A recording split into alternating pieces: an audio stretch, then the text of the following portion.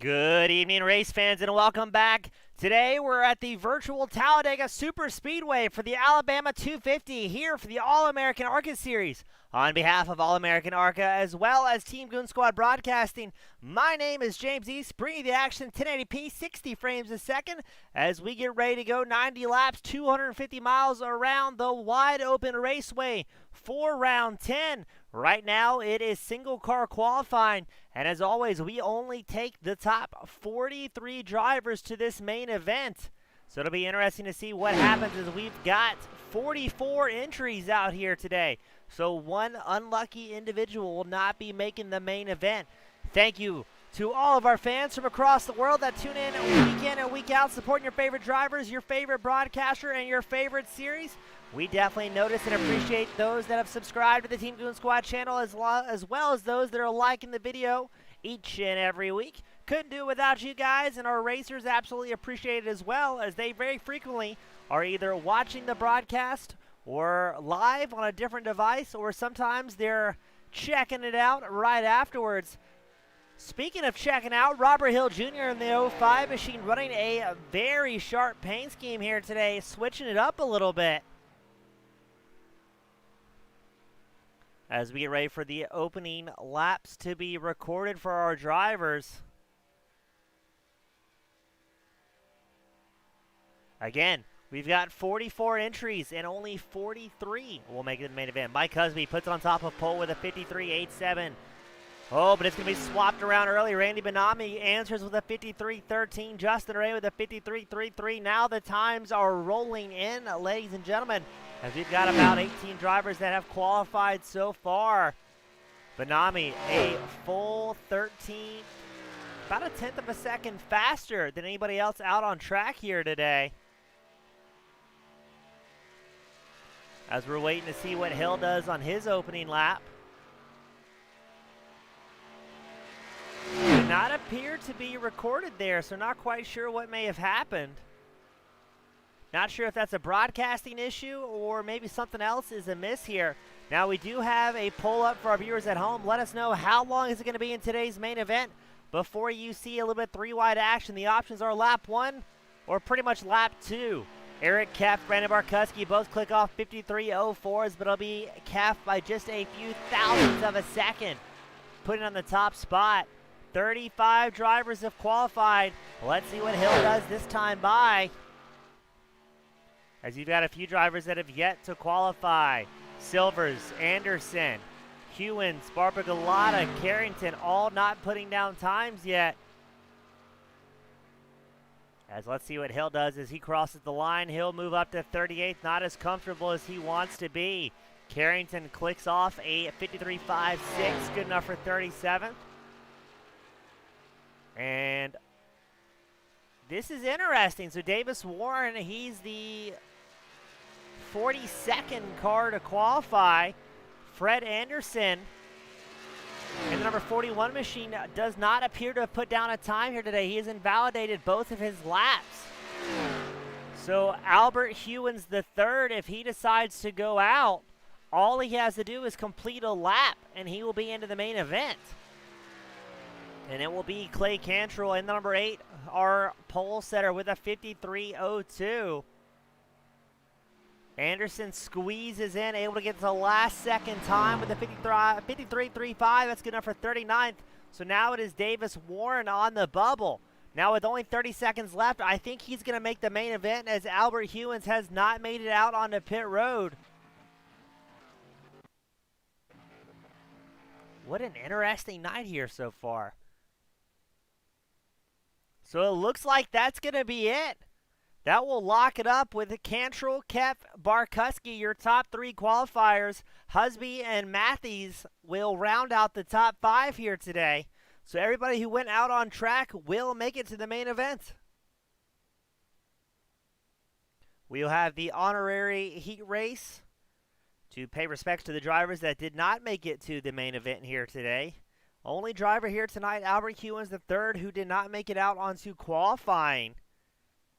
Not sure what could have caused that. I've got no reason, to be honest, or no idea that why or how that may have happened.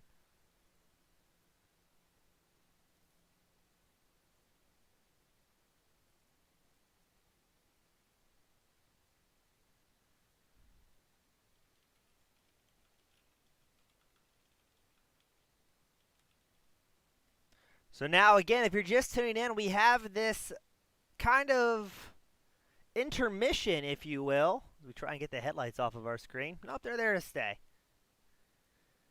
So normally when you have over 43 entries, we only take those top 43 fastest. So we're waiting for this brief intermission. Should only be a couple minutes long for our fans at home before we go out for this Alabama 250 here at Talladega Superspeedway.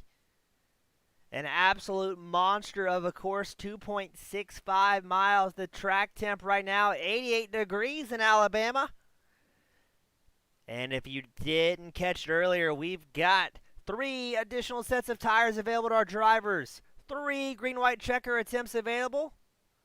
And no fast repair. So if you find yourself involved in the big one here at Talladega early on, that is it. You will be done, especially with how catastrophic the crashes can be here at the Superspeedway. Let us know in the chat from across the world, who are you cheering on for? We've got Patty Heller cheering on the boys over at 2511 Racing. That's Barkuski and Heller making up part of that team. We've got MJ here as well. Addicted to the usual Friday night throwdown that we've been having in the past. As there we go, the heat race of absolutely no one officially starts.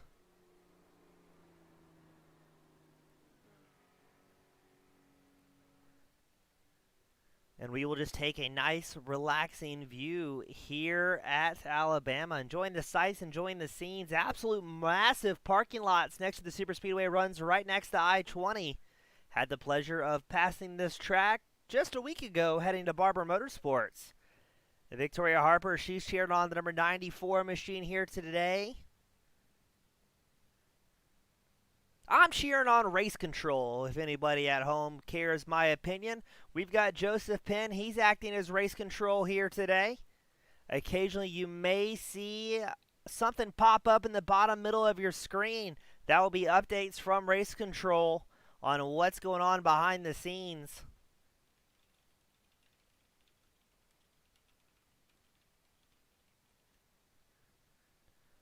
So you may see some updates. He'll be the driver, not the driver, excuse me, the race official, assigning penalties as needed. We've got Robert Hill Jr. taking a break, drinking a Kool-Aid jammer. He's saying it's going to be an interesting night. New scheme for himself and Zach Rogers, Mike Husby. He's subbing for Tate Lytle. And Tooker's taking the 89, covering Feskinen. So things are getting swapped around, as now in the bottom center of your screen, you see the system test message coming through. We got you loud and clear, Race Control. Looking forward to the updates throughout the night, if and when you have time. Because, again, if these drivers find themselves causing an incident, they will receive an EOL. If they cause a second incident, I believe it is a stop and go. And I'm going from memory, and if it's a third incident, I believe you are parked for the night. DJ Weeks saying, let's get it. Going to be great seeing him out there with the rest of the hooligans in Outlaw Racing.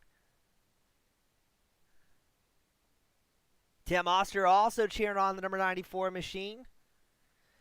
Always great seeing the fans come out in force on a Friday night. We truly, again, appreciate you guys tuning in week and week out. I appreciate it. The drivers appreciate it. And it makes for quite the exciting show, and the drivers will do their part at the Superspeedway to make sure it's action-packed for everyone across the globe. As we've got drivers from the United States, England, Australia represented here today. So a very diverse grid of talented drivers as this heat race comes to an end. We're getting ready to start the main event here today. And let's go ahead and have a look at tonight's running order. Starting on pole, Clay Cantrell, the number 8. Eric Keff starting second. Brandon Barkuski starting third. Mike Husby starting fourth. Brian Mathis starting fifth. Jay Stinson starting sixth. Johnny Eckert starting seventh. Randy Benami starts 8th. Ron White starting 9th. Casey Carrington 10th on the grid. Alex Penn starting 11th. You've got Michael Vandermeet starting 12th. Then cycle it back a little bit further. Alex Penn starting 11th. Vandermeet 12th. Craig Martin starting 13th. Will Barbagalata starting 14th. Gareth McAllister, the world-famous Australian, starting 15th. David Tooker starting 16th. Dylan Smock 17th on the grid. Zach Rogers starting 18th. Sam Brachu starting 19th. Justin Ray starting 20th. Matthew Weeks starting 21st. David Westergreen starting 22nd. You've got Elliot Henderson starting 23rd. Tyler the Weapon Evans starting 24th. Sean Simpson Jr. starts 25th. Nick Terrell 26th. You've got John Lynch starting 27th. Andrew McGronigal getting a whole lot of love from the fans here today, starting 28th. Alex Harrington starting 29th. Justin Bentley starting 30th. Cody McCorkle starting 31st. Zach Roethlisberger starting 32nd. Christopher Heller starting 33rd. DJ Weeks Jr. 34th on the grid. Robert Hill Jr. in the newly painted 05 starts 35th. Wayne Doyle starting 36th. Then at the very back of the field, you got Radburn Shutters starting 37th. Devin Scroggins 38th. Terry Freer 39th on the grid. Kyle Hall starting 40th. James SoundCloud Silver starts 41st. Fred Anderson starting 42nd. And then Davis Warren makes the cut in that final 43rd spot. Let's see what's going to happen here at the Alabama 250. It will be Eric Keff, Clay Cantrell on the front row.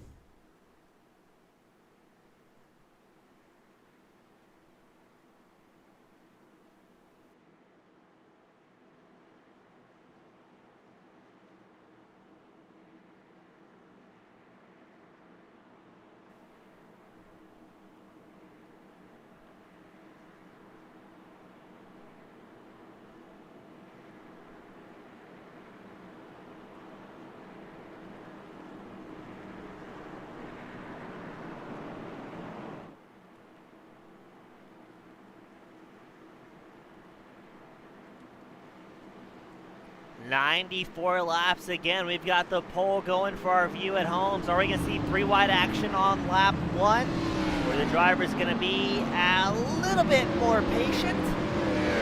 Right now, 60% of the viewers saying it's going to be lap 1 wide open door to door, while 40% are saying maybe the drivers can be a little patient here today.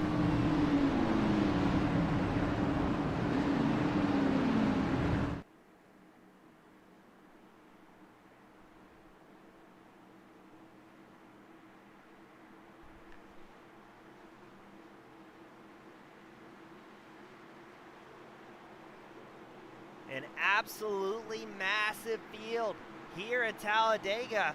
And we've got problems already for Andrew McGronigal, the number 94 machine. He has taken a tow back to pit road. McGronigal has problems. We got Jeremy Barber tuning in as well, but the green flag will fly here at the Alabama 250 as Cantrell and Keff are on the front row, both being accompanied by Barkuski and Husby.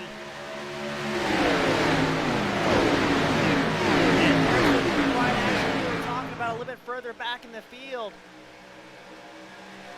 Somebody's way up on the highline. That's Barbagalata. running far out the outside. Up front, it's still Cantrell, and now Barkuski's up in the mix. He's on the inside line behind Cantrell, pushing that number 8 machine. He's also accompanied by Brian Mathis in the number 24 machine. Barkuski goes the outside line to see if he can make a move on Cantrell.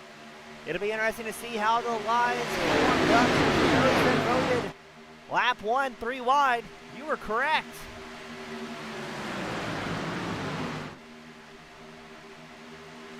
We award you 1,000 internet points for your correct assumption.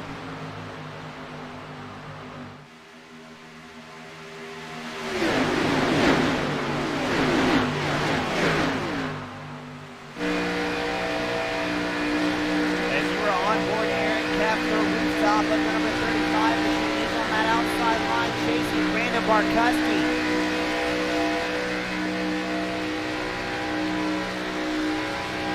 Trying to get that outside groove working. And look at that, Elliot Henderson. He's making moves on the outside line, the 37 machine. He's up 16 positions so far here today. Absolutely ripping the high line here at Talladega, putting that side draft to full use.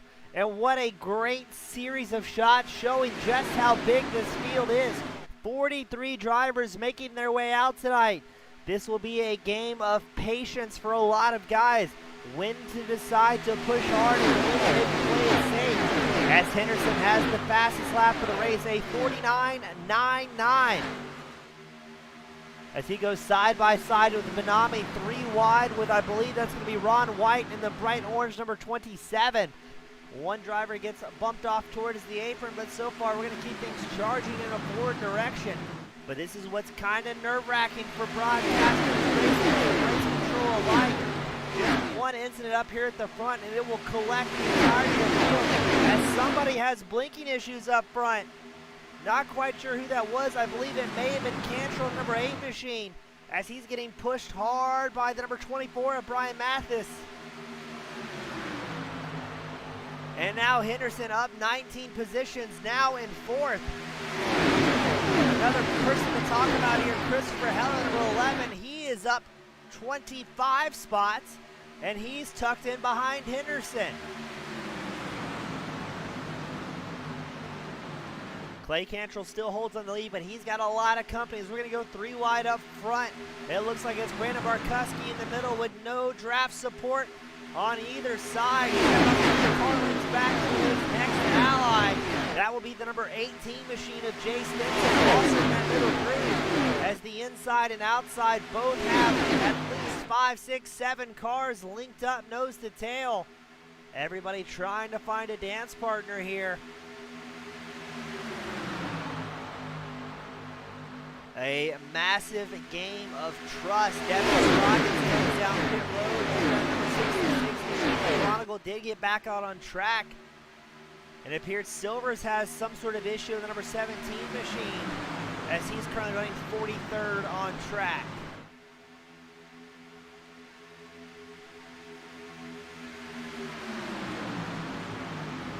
Eric Keff and Clay Cantrell going back and forth. Ah, that's what it is. Sprocket 66 gets a drive-through for Racing. Hate to see it. And again, at the bottom middle of your screen, that will be the live updates provided by Race Control throughout the duration of the event.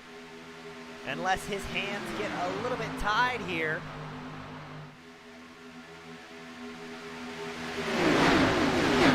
Henderson trying to get that third groove working once more. He's being chased by Eric Keff, number 35 machine, as he's side by side with Benami. And I believe that's going to be Penn on the inside groove, the young Alex Penn, road racing phenomenon. As Christopher Heller in number 11, again, our hard charger. He's in that middle groove right behind Benami. And he's got 23 positions as we are 3 wide and about 6 rows deep here at Talladega. The drivers are putting on a show for the fans at home. It looks like that middle and inside groove definitely gives that support, as you see Henderson heavily trying to use that side draft to get that outside line chugging forward here.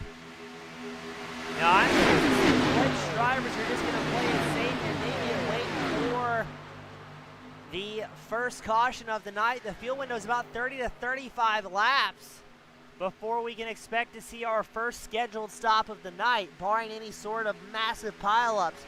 Because if there is a crash up here in front, it is going to be catastrophic, and it will be virtually expensive for all parties involved. As right as we say that, here comes lap traffic into play.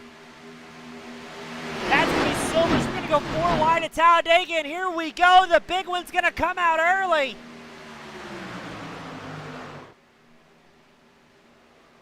Where's the caution? There it goes. Finally flies. Oh, there's going to be some hurt feelings with this one, ladies and gentlemen. Alex Penn tied up with that one as the field scatters around.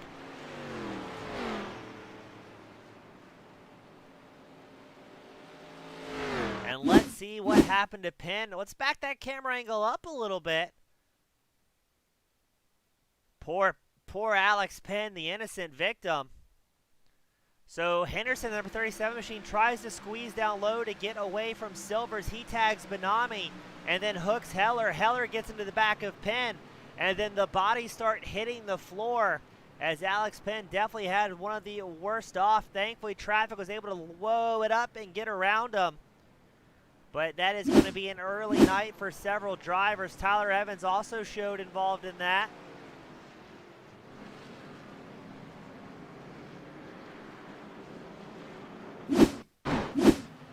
Evans in the 77 again, he gets tagged by, I believe that was Westergreen, gets back into Heller and just drills the outside wall.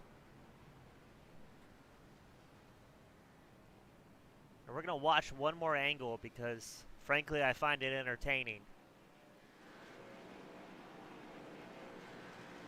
So this is on top of the roof from James Silvers, who's going to lap down. The field just 4 wide wasn't going to work there. Well, that's one way to get a lap back. Oh, wow, the crash just keeps on giving up here. Smoke screen, Talladega Nights.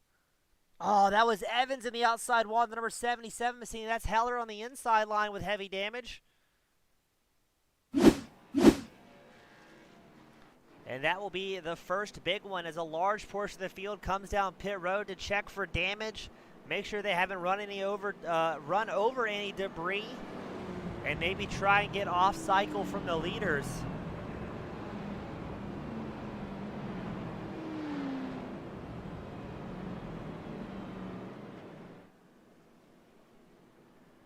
Now, I believe this is going to be at least a 2-stop race, depending on cautions that we get here.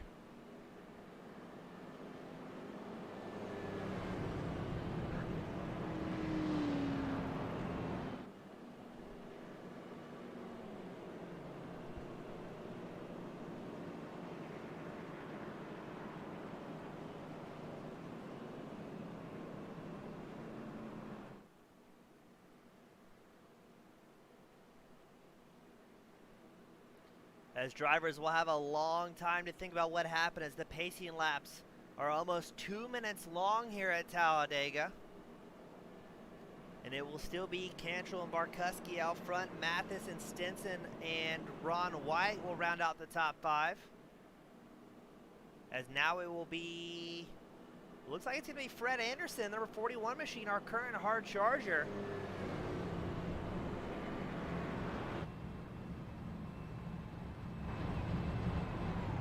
I have a camera angle somewhere.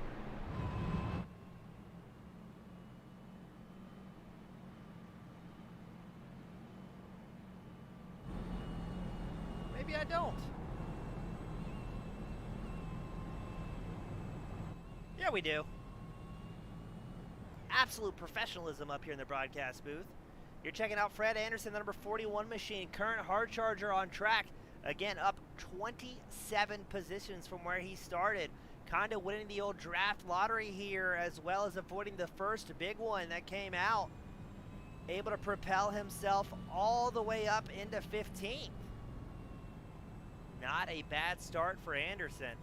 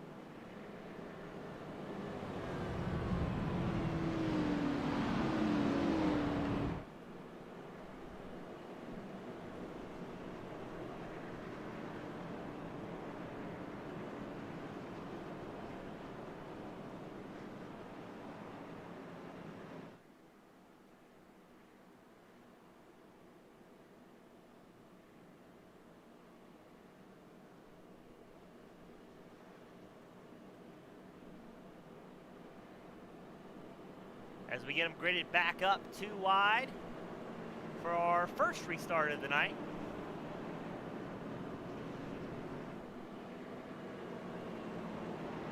Keep an eye on Barkuski. He's been charging hard early. He's a great pusher, and we know he can run out front as well. Barkuski will be in the orange and white number 25, while Cantrell is in the predominantly red number 8 machine.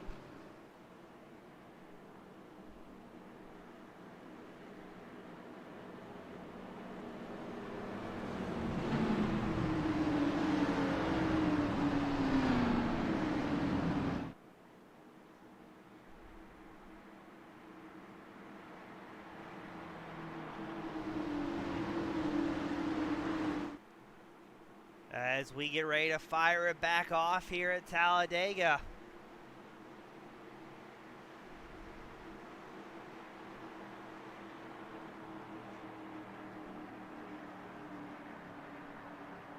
I'll be interested to see if maybe there was some sort of call and penalty awarded. If that's just going to be a racing incident where 4 wide just wasn't in the books for anybody. As we get ready, we're firing it back off once more. Already a little bit of bumping and grinding going on towards the back.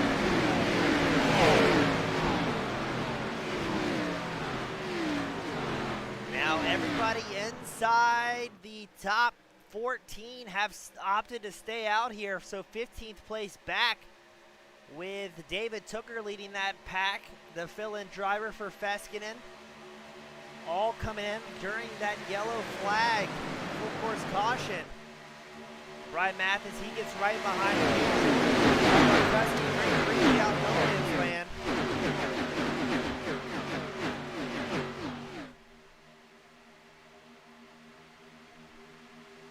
And already 3 wide action going on. Not quite sure who that is. I don't think it's Carrington. Is that maybe Tooker on the outside line, the 89 machine? I think it is, being chased by Henderson. And another driver, Barbagalata perhaps? Yes, Barbagalata in the 135 machine. He's linked up. Henderson and Tooker getting that outside line. And boy, is it moving as they are charging towards the front. The number 89 machine will take over the race lead here. A massive 3 wide push, and he drops all the way down the bottom groove in front of Cantrell. Henderson drops to the inside line.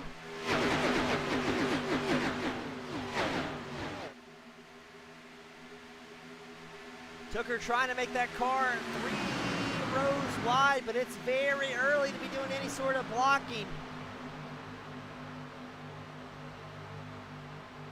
A little bit of mid-race alliances forming up for all parties involved. Trying to figure out who you can trust for the tail, and you also got to be careful on who's around you. As now it'll be Elliot Henderson out front, up 22 spots. He's got Tooker right on his back bumper. Barkuski using the side draft number 25 machine. He's leading the party in that middle groove.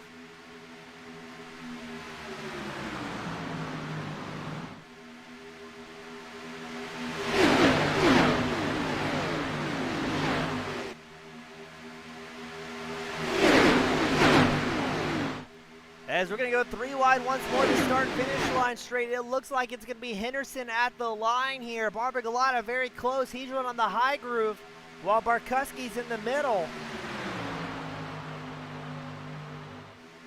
Now this was going fine and well before we were forced into a 4 wide scenario with lap traffic.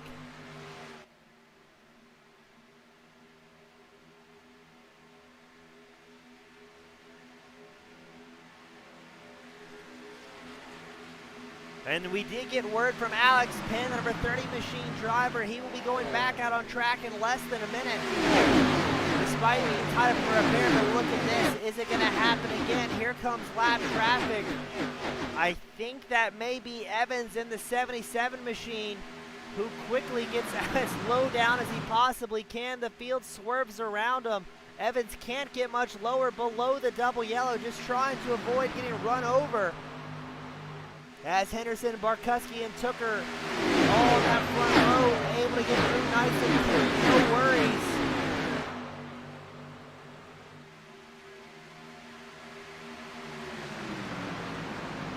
Now at the latest, you can expect these drivers to come in around lap 37 if they can really stretch it out.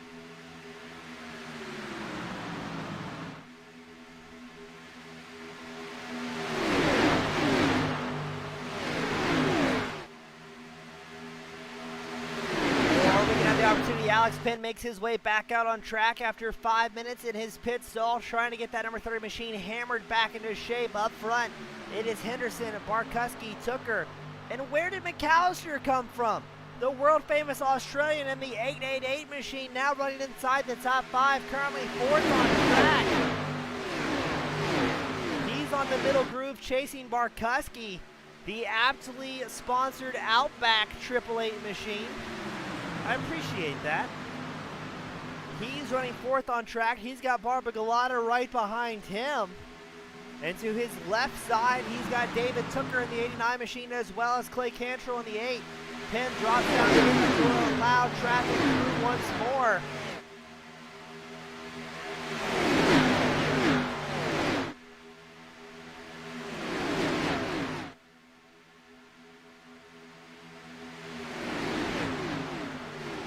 And so far, things will be going a little bit smoother on this run. But I think the lap traffic is probably what caused that early incident. And this driver's forced into 4 wide when they didn't really plan on doing so. So let's see now, are we going to see any big moves, or are drivers going to be patient trying to get a full stop? And just try and keep these race machines clean. But let me tell you, ladies and gentlemen, if you're watching along at home for the first time and thinking, it's just a video game, I can promise you, going 3 wide in what truly feels like 190 miles an hour, these drivers are hitting trap speeds of 200 miles an hour when they're pack racing like this. It is white knuckle all the way around, really no time to breathe, especially if you're running in that 2nd place spot of David Tooker, as he will not be able to see much outside that front window. You're on board with Tooker. He's chasing Elliott Henderson.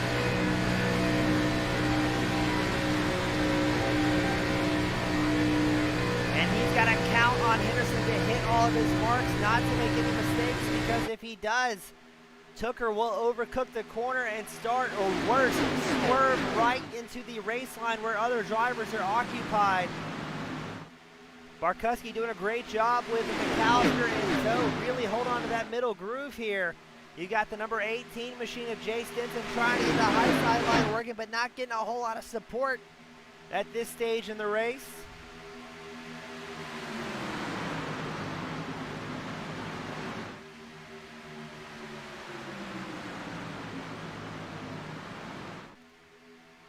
Barkuski working that side draft aggressively to stay with Henderson and Tooker. But Tooker's keeping about a half car length for the duration of this run. And that's what we're talking about, just side by side, not a lot of room to breathe here. And here we go once more. We're going to go 3 wide. I think that's Barbagalata on the outside line. Yes, it is. Barbagalata in the 135. Trying to get the high sideline working. That's allowing Henderson and Tooker to get a little bit of a gap, as that outside group only has 3 drivers to try and get the momentum going. The more drivers you have, the less aero you have for all parties involved. As that last time by, drivers hitting speeds in excess of 205 miles an hour. And for those that maybe don't keep up with ARCA racing much, or just tune in for the first time, these cars do not lend themselves well at all to any sort of bump drafting. Those front bumpers will go underneath the rear bumper instead of making square contact.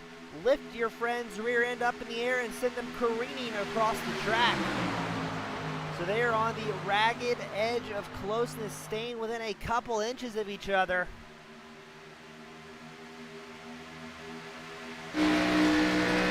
That is the back bumper camera from Elliott Henderson, showing just how close Tooker, number 89 machine, is getting in his blue back race car. No space between these two. Barkuski gets a better run on the middle groove, as well as the outside groove led by Barbagalata falls back slightly.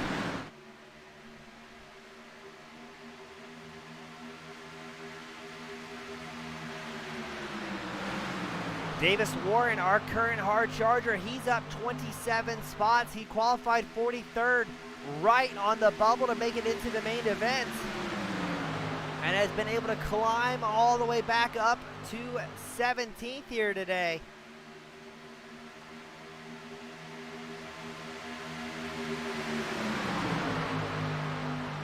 Dylan Smock in the number 60 machine having a great run as well. He's up 11 spots, currently 6th on track.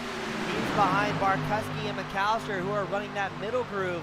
As it appears, all support has, for the most part, been lost on the outside group, the far high line. Drivers seem to be content dropping into double file here for the most part, save Eric Keff in the 35. He's running the high line no matter what.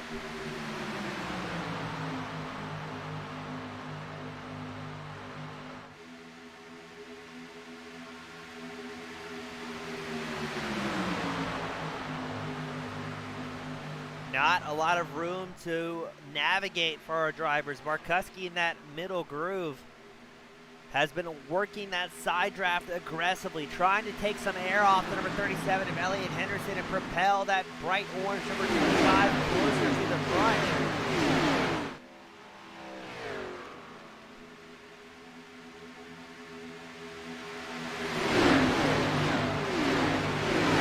Eric Keff working the high line as hard as he possibly can at 35 machine. And here we go once more. Lap traffic's going to play a factor as we are 3 wide down the backstretch. Who is it that's about to be enveloped by the field here today? Hopefully they get down the apron in time. Oh, that's Evans in the 77. We're going to go 4 wide at Talladega. Oh, what a stretch of anxiety for everybody. Looks like we got through that okay. But man, how close it is. You're already going 3 wide. You add in another car, it's got almost a 20 to 30 mile an hour speed deficit. And it is white knuckles all the way around. Brian Mathis, the driver of the number 24 machine, he is down 3 spots from where he started, but with how tight the racing is here today, I'd say not necessarily a big deal. Able to hold on to things and just kind of stay in the mix here. Unfortunately, we do not have any driver info submitted from the number 24 machine, so kind of a dark horse out here.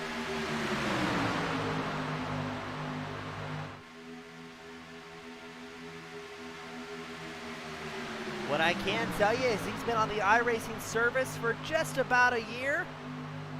And as far as the official racing goes, he has 137 oval starts. And out of those, he's won 4 of them so far. But some of these racers come out to leagues and only leagues and race hard.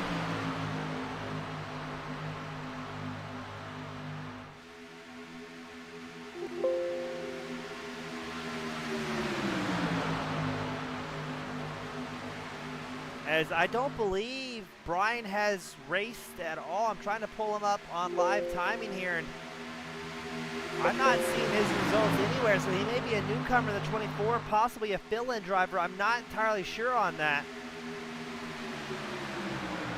But he will be getting the support of MJC cheering him on out today from the grandstands. We are 26 laps in. We're expecting a large portion of the field to have to come in around lap 37. Now Elliott Henderson came in on that lap 8 to assess any damage, and it looks like he's got something figured out as he is now the race leader. Still the race leader, I should say. And look at that, McAllister's on the high line. McAllister, the Aussie, he's getting pushed by Eric Keff, trying to find a way around Barkuski on the middle groove.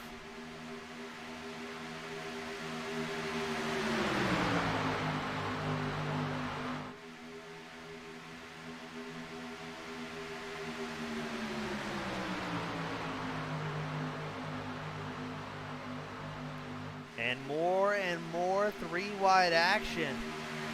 None of these drivers willing to yield here today. Everybody pushing hard through the field.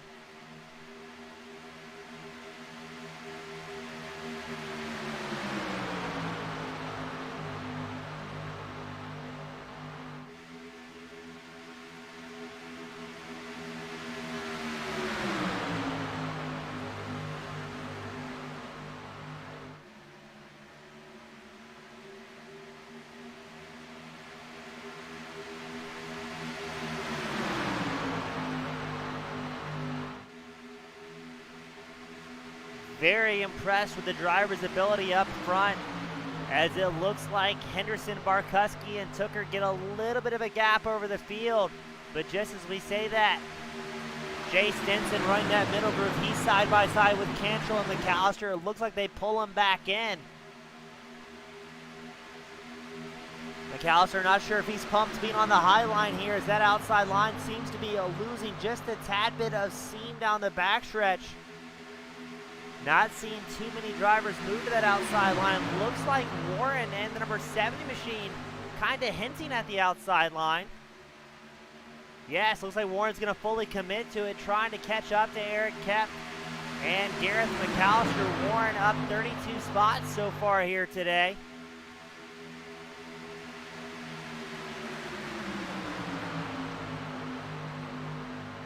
And let's see what type of momentum that outside line can really build up. As up front, it's still Henderson and Barkuski side by side. Tooker well in the mix in that number 89 machine. As we've got about 8 laps left to go before we can see a large portion of the field come down pit road for fuel. Not sure how many drivers are going to take tires here, as thankfully Talladega not super hard on the Goodyears that we're running today.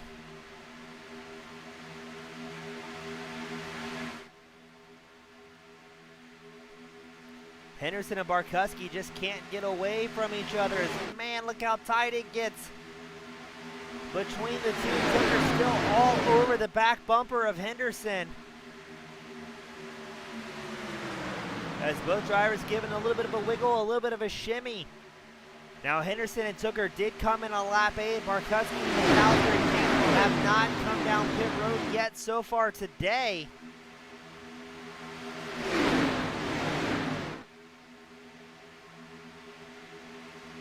As that'll be interesting as well. So look at that, McAllister hops down the middle groove just ahead of Barkuski.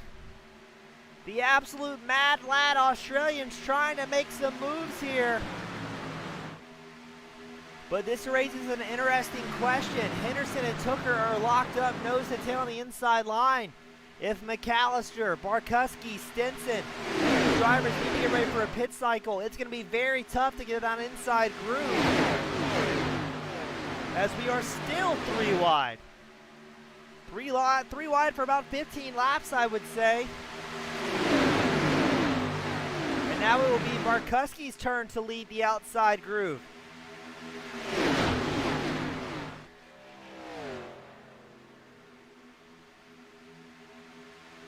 It's Henderson, McAllister, and Barkuski all leading their respective rows here today, side by side through turns 3 and 4.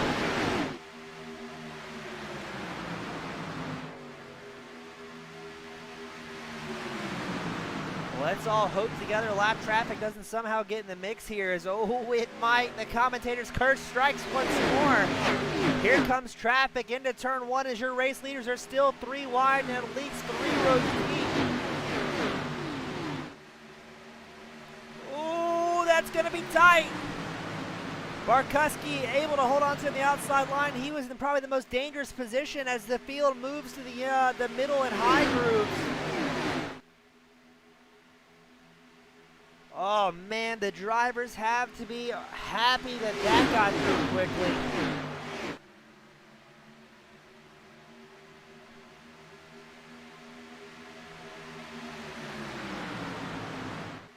That inside groove seems to be the fastest. Henderson and Tooker working well together here. I don't believe they're on a team. I'll have to check that for our viewers at home.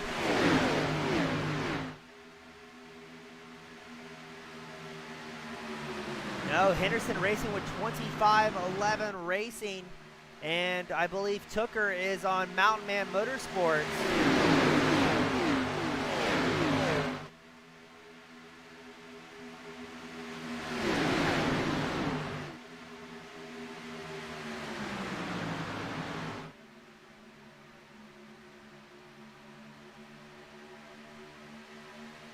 What happened to Barkuski there as he's fallen back? I wonder if maybe he's trying to get lined up for the pit cycle.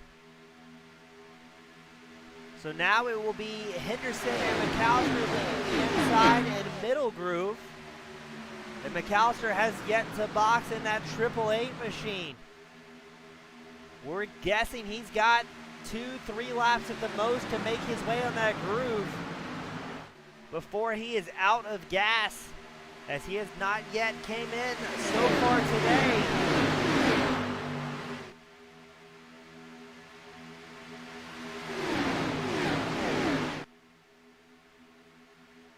Ooh, Clay Cantrell with a massive blink. Where did he go? Where will he show back up? Still right in the mix here. Thankfully holds his line. That may allow McAllister a chance to squeeze down. No, it does not, as Cantrell shuts the door. McAllister side by side with Tooker, briefly showing in second place. But when is the Australian going to be able to squeeze down to get ready for his pit cycle? As Henderson and Tooker have not unlinked those bumpers in a very long time. Now Cantrell also has to pit. He's on that inside line, about a half car back from McAllister. Brian Mathis, number 24 machine, also getting ready for a green flag pit stop.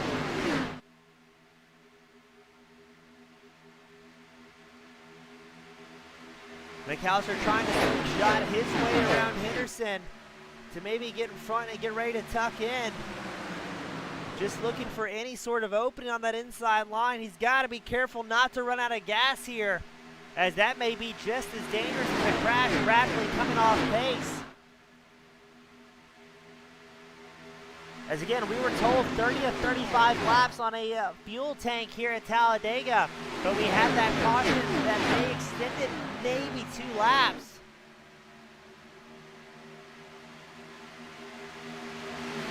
Maybe McAllister can try and line up next to drivers that may be on the same pit sequence as him.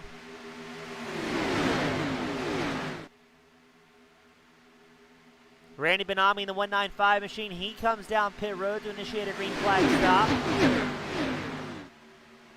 But we're all watching with bated breath to see what Cantrell, McAllister, Brian Mathis, Jay Stinson, Craig Martin are going to do here.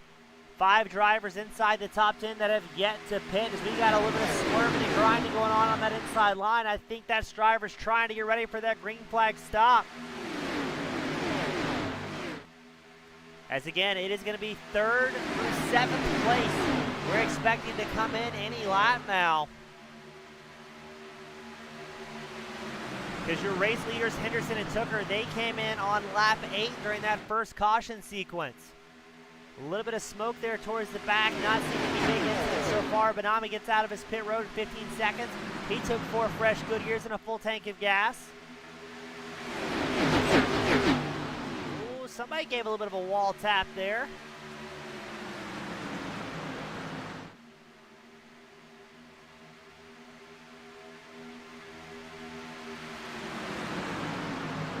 And I think these guys going to be a little bit close on fuel, as a lot of drivers coming in that time by. Smock, Markowski, Doyle, Shutters, Rogers, Vandermeet, Carrington, Anderson all come down pit road.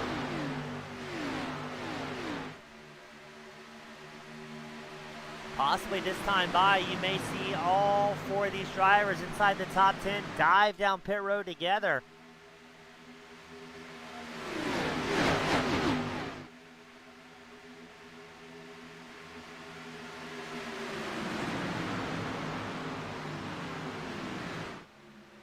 When are they going to decide to come in? Oh, that's an odd move. As McAllister goes way wide. I wonder if he's having a fuel safe here. McAllister dropping down the standings, now 9th. Surely he's not out of gas. I think he might be, ladies and gentlemen. I think the 888 machine may have run out of gas. What madness is this as the rest of the field inside the top 10 dives down pit road?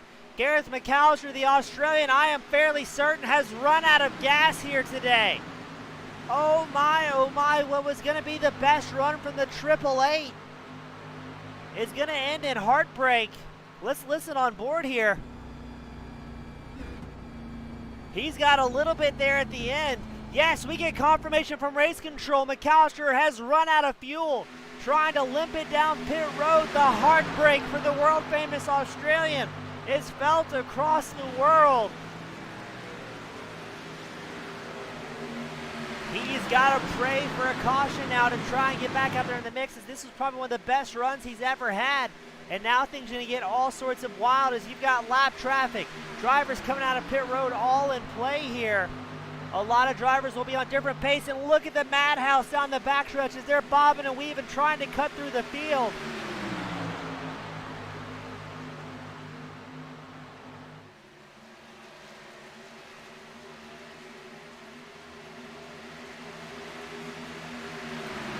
What a wild night.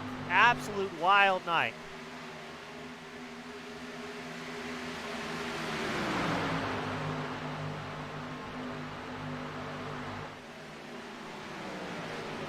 Barkowski fighting to stay on the lead lap. He's one of the drivers that was on a different pit sequence,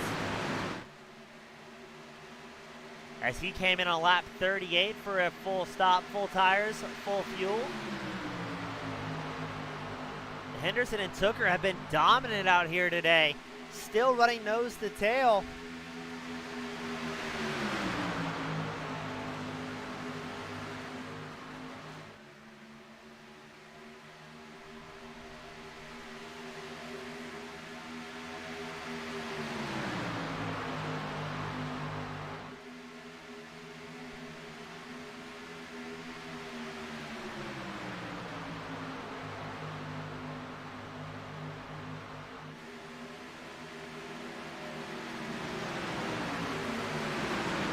We got confirmation from the pit wall. McAllister in the 888 barely made it back to his pit stall to get to the fueling station.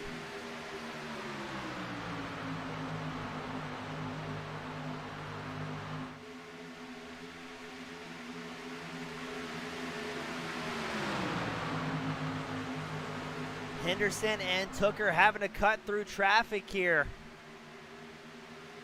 Ooh, this is nerve-wracking. So now you've got to count on both your own ability and the guy pushing you, as well as the field on the inside line that's about 4 cars deep.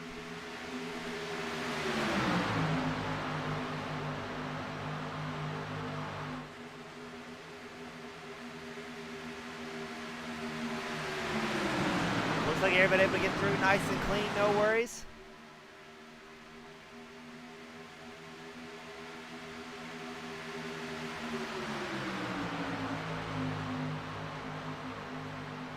And now Westergreen will take over the second place spot in that number 93 machine, briefly taking over the lead in that middle groove, just ahead of Barkowski, who's trying to get a lap back here. But now the field fairly off sequence. We had that one caution early on where a lot of drivers came in on lap 8, so we're expecting them to come in pretty soon, I would say, lap 44, 45 for their green flag stop, just slightly off sequence from the rest of the field.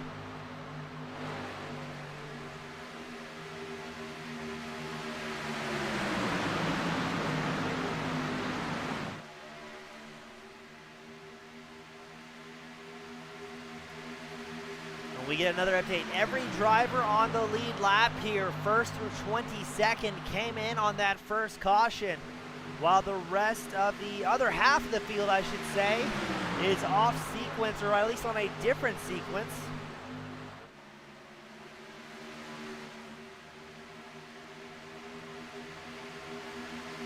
And now Henderson will come down pit road. Tooker stays out. So we've got, oh, that's a bunch of drivers. Henderson, Westergreen, Kep, Brochu, Barbagalata, and Simpson all dive down pit road on lap 45.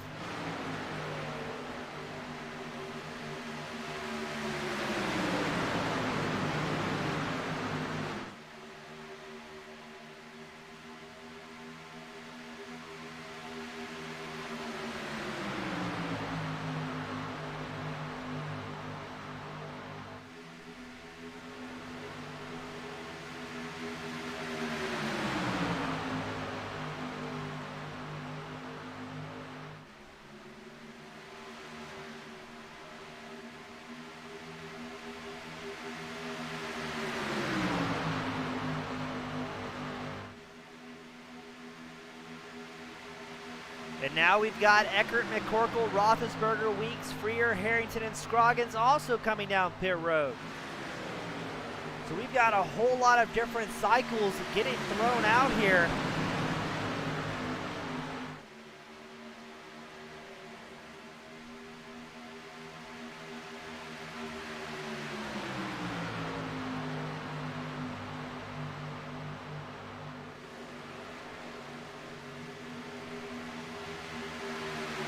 As we get a little bit closer to the halfway mark, Tooker gets a lap led.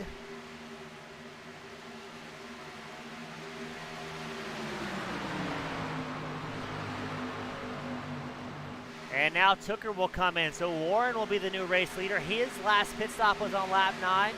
Hopefully he doesn't take the same fate of McAllister, who ran out of gas trying to stretch a little bit too far, as Warren will be the only driver still out on track on this sequence.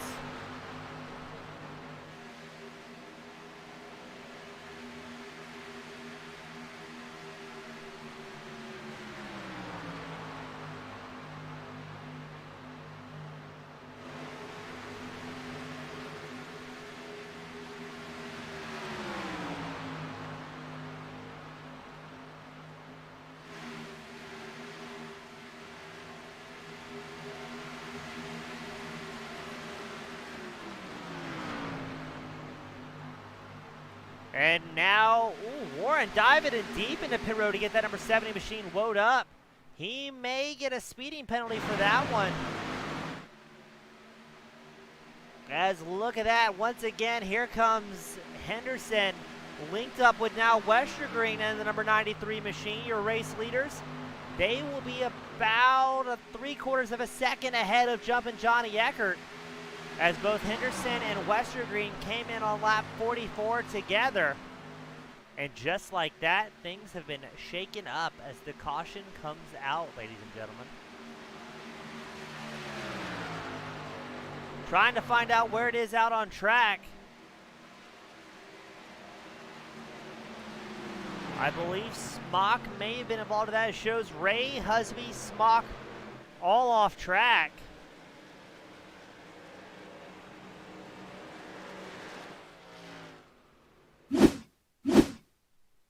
Oh! We just witnessed a murder, ladies and gentlemen. What happened there for the number 56 machine of Mike Husby to get just absolutely punted? Let's watch that one once more. Oh, I think Husby had problems before Smock got into him. So let's look at that from Husby's point of view.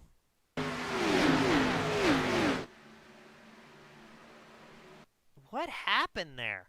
How did it happen? So many questions, ladies and gentlemen. Slow that down just a little bit. So keep an eye on Benami in the 195 machine. Dices up the inside line. Oh, gets a little bit loose and just, oh, poor Husby, an innocent victim there. Gets tagged. Dylan Smock just absolutely creams him. And just violence here at ARCA.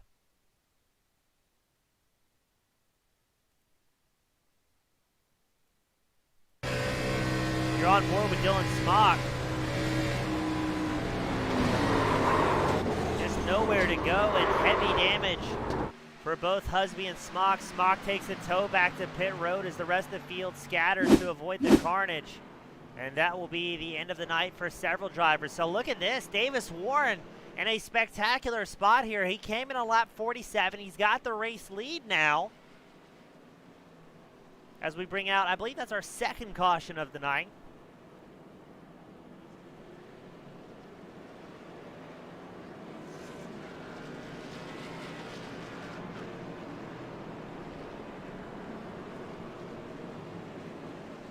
We had something going on with the live timing software. Let's try and get that corrected.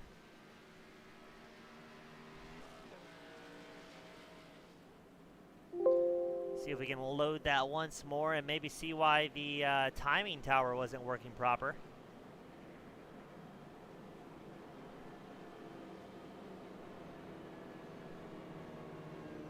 Close enough.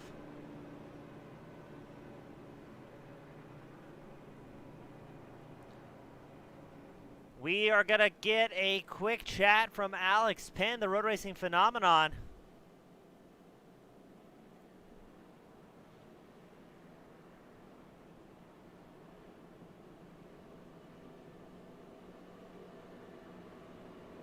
We're joined by Alex Penn, the number 30 driver. Alex, you got a copy?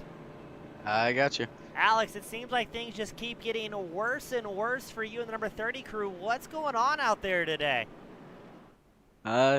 Finally had a good qualifying run. Qualified, I believe, in 11th, and just did not have luck again today. It's just kind of gone that way all season. Hopefully, for the last couple of races, it will turn around, though.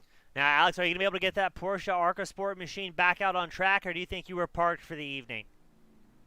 We're going to sit for a couple more minutes in here, and we should be able to get back out and just run a couple more laps, maybe pass some other guys who wreck out. Well, awesome, Alex. We wish you the best of luck, and hopefully you can get back out there, my friend. Thank you. That was Alex Penn and the number 30 machine. He will find himself taking a little bit of vacation. Currently sitting 41st place, trying to get some repairs done. But as you heard, he wants to go back out and maybe see what he can do to try and salvage a race here.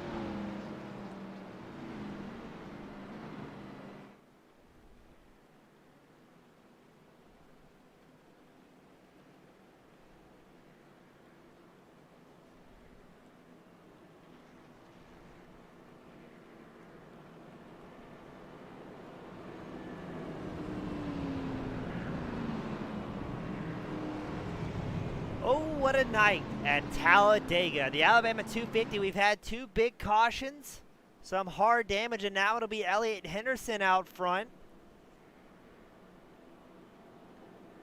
As Warren came back down pit road, he'll now be 23rd on the track. But I would imagine most of these drivers are going to have to come in at least once more.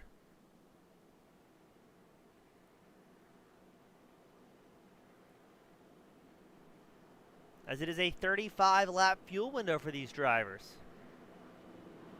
We're all going to wait with bated breath for the pace car to come back in, as now it'll be Henderson and McGraw on the front row, Simpson and Scroggins your second row, and Harrington and Freer will be the third row.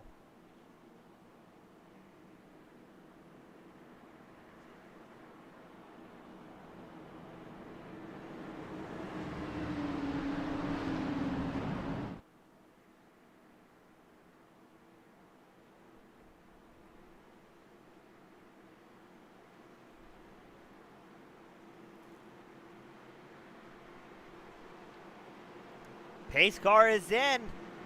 We're getting ready to fire him back up with 44 laps remaining. Now this is where the pit sequence is going to be extremely exciting. And we do get confirmation that Benami, the 195 machine, will receive the penalty for causing that lap 47 incident, forcing the 3 wide and just ruining Husby's night.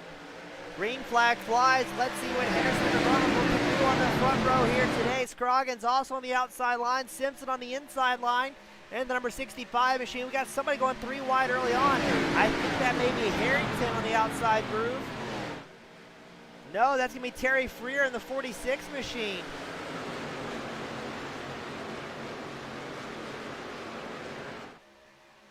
Oh, it looked like Terry got into the wall there.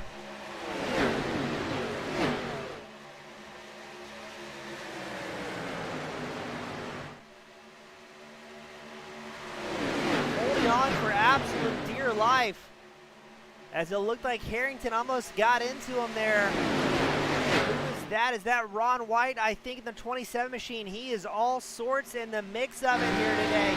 We go on board with the number 27 machine. He's riding in 9th, 10th on track, as you see Casey Carrington and Clay Cantor on the left side.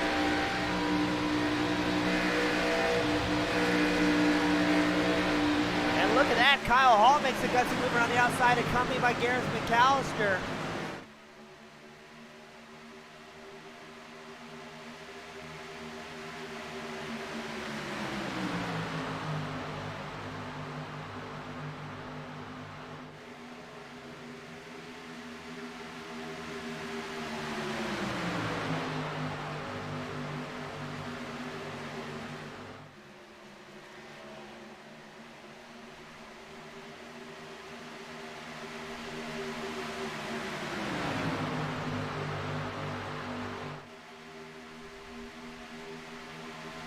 As we're going to pan the camera back up front, it looks like teammate Andrew McGonigal takes it at the line, the number 94 machine. Looks like he threw an absolute disgusting block on McAllister. Slowing down the run from the Australian on the far high groove. Scroggins in the number 20, or excuse me, the 66 machine. I'm not sure how much of that he's going to take before maybe giving McGonigal a bit of the business here.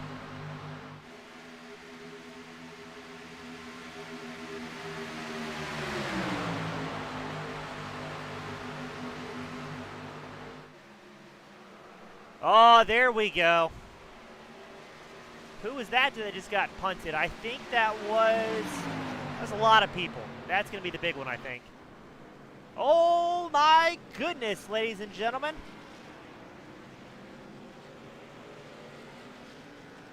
Who isn't involved in this?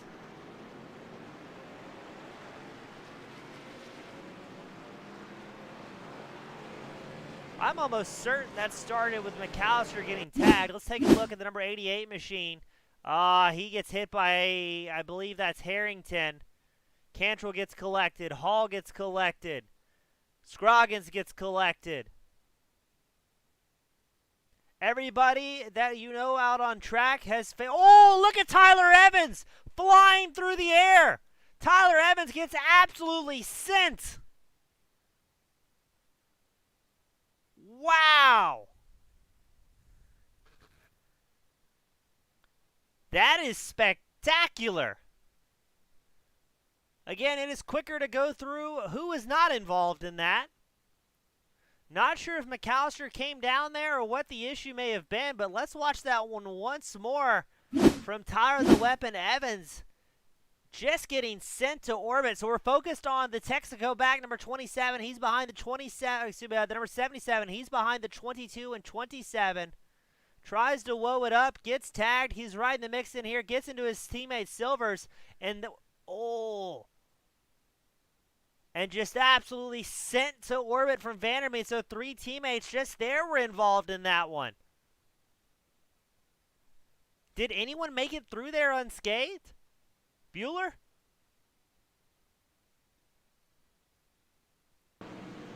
That's probably the crash of the year right there.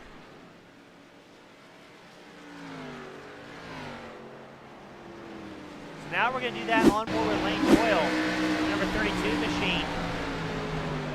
Does a great job checking up, and just look at the carnage he is trying to navigate. Oh, there goes Evans again, sent to orbit. Well done to Lane Doyle. We're going to go ahead and give him the smart driver of the day. Does a great job, locks up on the brakes, and avoids any carnage. My goodness, ladies and gentlemen. That'll be our 3rd caution of the night. So let me give you a rundown of what the live timing software shows as far as crashes. Alex Harrington, Sam Brochu, John Lynch, Robert Hill Jr., Casey Carrington, Gareth McAllister, Nick Terrell, Matthew Weeks, Tyler Evans, RIP, Zach Roethlisberger, Johnny Eckert, Brian Mathis, Michael Vandermeer, Fred Anderson, Cody McCorkle, Terry Freer, Brandon Barkuski, Justin Bentley, Radburn Shutters, Jay Stinson, DJ Weeks Jr., Justin Ray, and a couple more honorable mentions.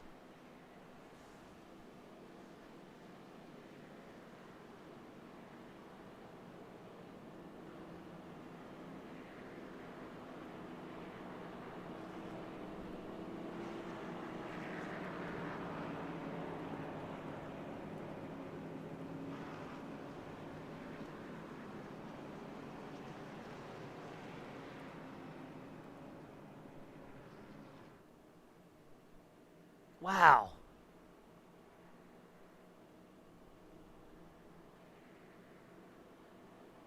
I kind of want to watch that one again, to be honest. Because that was probably the most violent crash I think I've ever seen. Let's watch it again for the fans at home.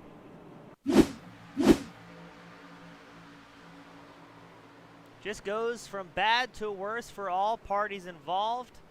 And then liftoff from Tyler Evans. Bodywork being thrown to the fan. That'll be on eBay shortly after today's main event.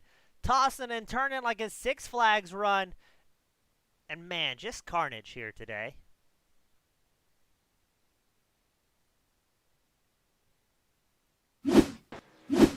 We've lost a lot of good men, ladies and gentlemen. As I am very interested to see what it's going to look like once they get back out on track.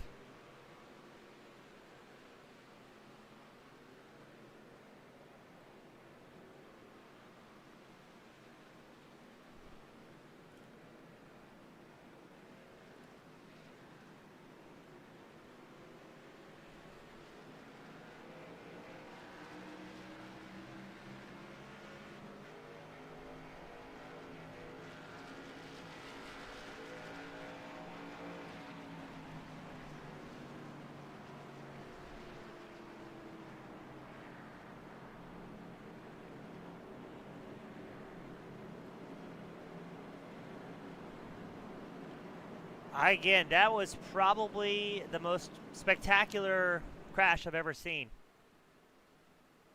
We're getting an update on the number 20. We're asking for an update for the number 24 machine. Brian Mathis, he is back on track. He is on the lead lap. He was in his pit stall for 2 minutes, so it's safe to assume, yeah, he's got a fair amount of damage on that bad boy. But he's out on track. He's rolling forward. At this point of the race, that is an accomplishment in and of itself.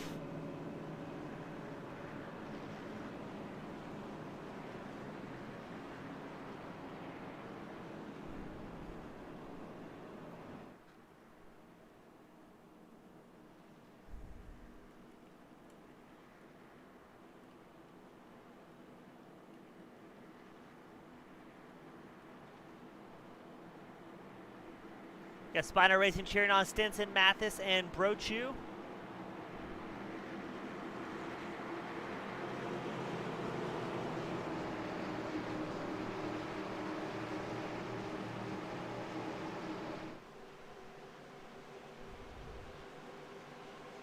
And here we go to see what's going to happen.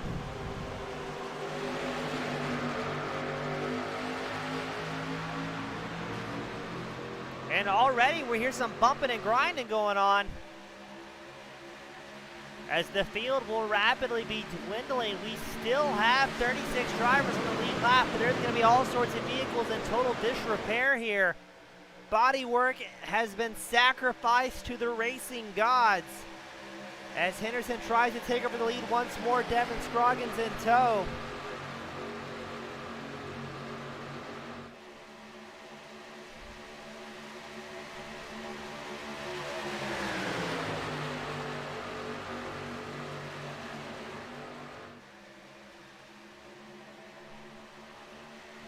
Henderson drops down the inside groove just ahead of Eric Kapp. Scroggins trying to get that outside line working as well.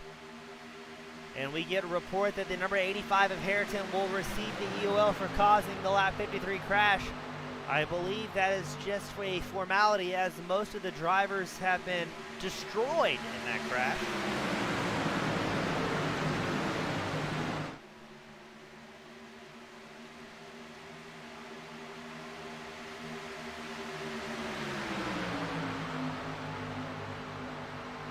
McAllister gets back out on track after almost 7 minutes in his pit stall.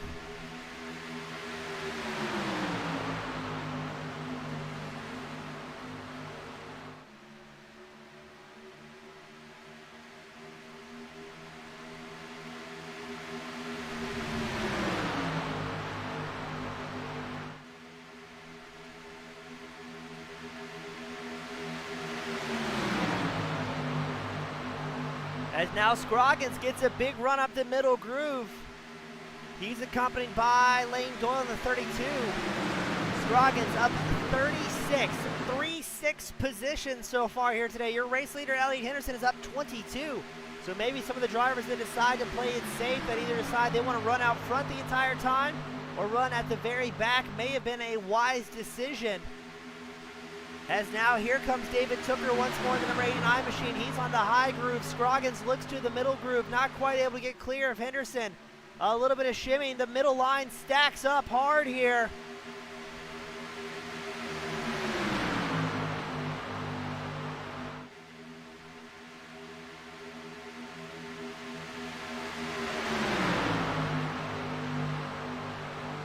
And we're 3 wide once more for the lead. Look at David Tooker go on the high line. He's accompanied by Brandon Barkowski. In the middle group, it's led by Scroggins, and then Henderson leading the charge from the inside line. Oh, this is going to be quite exciting. 34 laps left to go.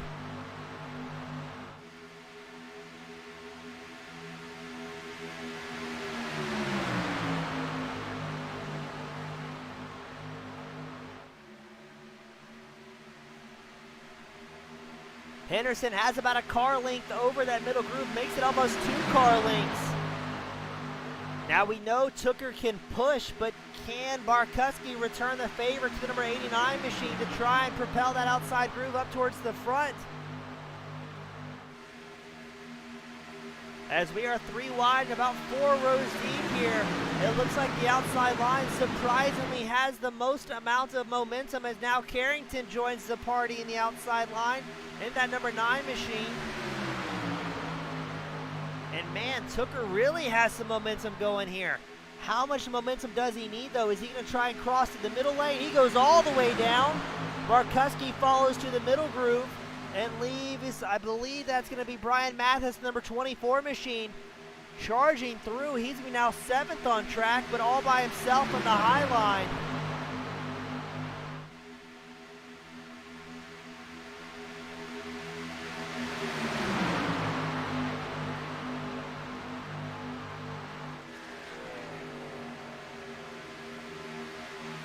So now it is Barkowski and Tooker running first and second in the middle groove. Scroggins still 3rd, the number 66 machine, leading the middle groove. And I believe that may be Anderson. No, I think it's going to be Doyle. He's on the outside groove, trying to still get things forwarded up. We saw it go well for Barkowski and Tooker. As now the number 24, Brian Mathis, hops in the middle groove, maybe opting it to be a little bit safer. But keep an eye on Tooker. We know he has been a fantastic pusher as they make their way around traffic, who very wisely hopped down onto the apron. I think that was McAllister in the 888. Opting to get out of the way of the leaders as quick as he possibly can. But now Scroggins is going to get turned! He gets punted into Tooker. And the second big one is out. These ARCA cars just don't bump draft. Scroggins getting absolutely murdered here. How did he land on his wheels?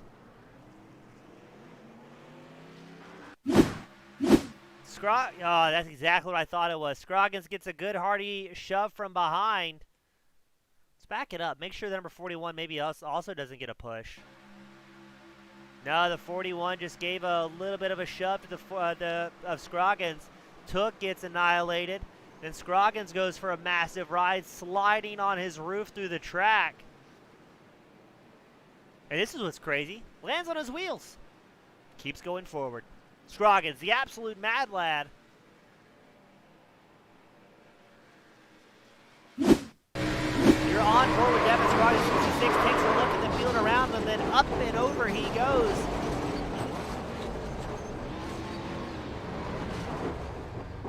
And this is the wildest part of the whole crash. Continues on, as if nothing had happened.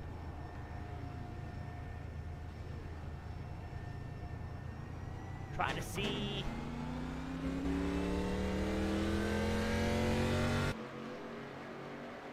Trying to see who may have gotten a good view of that one.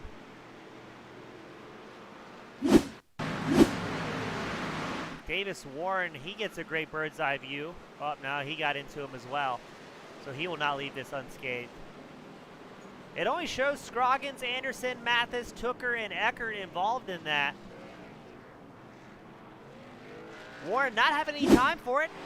He says, I've got bigger plans here. Let's charge towards the front. So Barkowski and Henderson running first and second. They'll lead the field down pit road for what will be the final pit stop of the night. We're going to run a quick commercial break. Don't go anywhere, as we will be back for 30 more laps of the Alabama 250.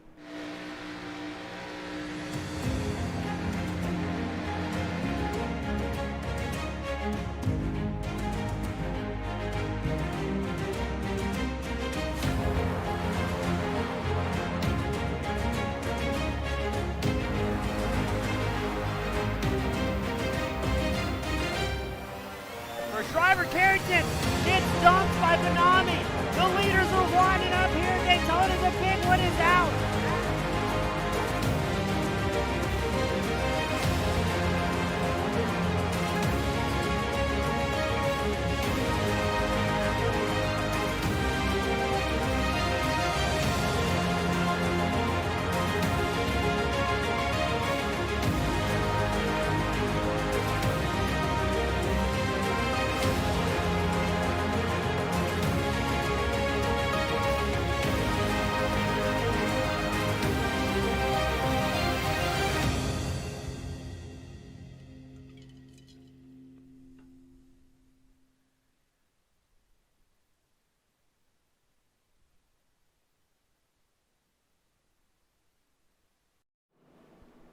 And we are back after that quick commercial break. As always, thank you to everybody who supports the Team Goon Squad broadcasting. It can be as simple as giving a like on the video, subscribing to the channel, or checking out our website, teamgoonsquad.com, picking up a t-shirt, coffee mug, a decal. Keep an eye on that website, as I will be announcing tomorrow why I will not be in the broadcast booth next week. I'll be replaced by the other Team Goon Squad broadcaster, Mason Heimbaugh, as I will be participating in a very special endurance race in real life. So again, look for that press release to come out tomorrow at TeamGoonSquad.com. Let's take it back, as it's now going to be Craig Martin and Jay Stinson on the front row, McGronigal and Ray your second row, and Brochu and Barkuski on the third row.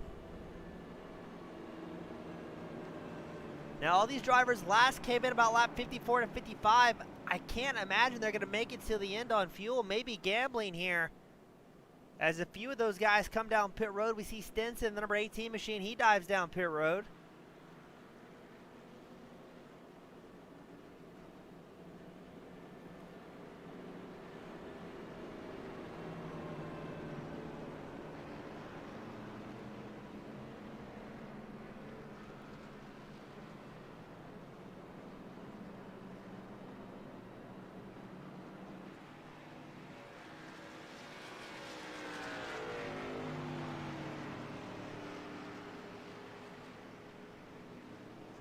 Now, I would imagine this is going to put them a few laps short on fuel if they try to stay out to the very end.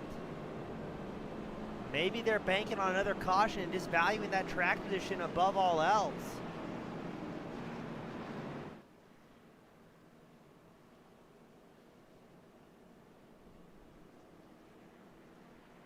As it appears, we have whittled it down to 35 drivers on the lead lap.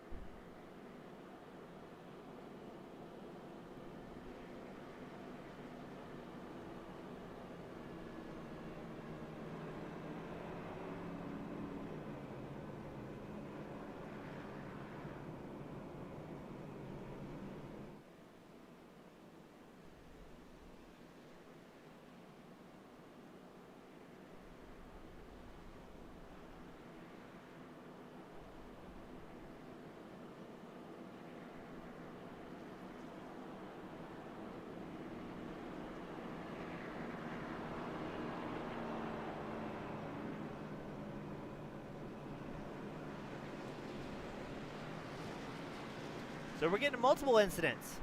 The number 41 will receive the EOL for the contact with Scroggins in the 66. The number 18 machine will receive an EOL for ARCA brakes. What that means, basically in layman's terms, is failing to yield to a crash, failure to check up, instead just holding it wide and trying to days of thunder it through the field. Strongly discouraged. We got Brennan Bergaren, I think that's correct. And Scroggins is his dad.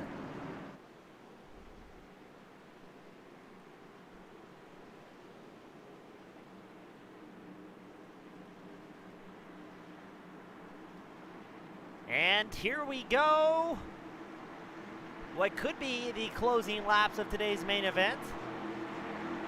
Green flag flies for Craig Martin and Andrew McGronigal.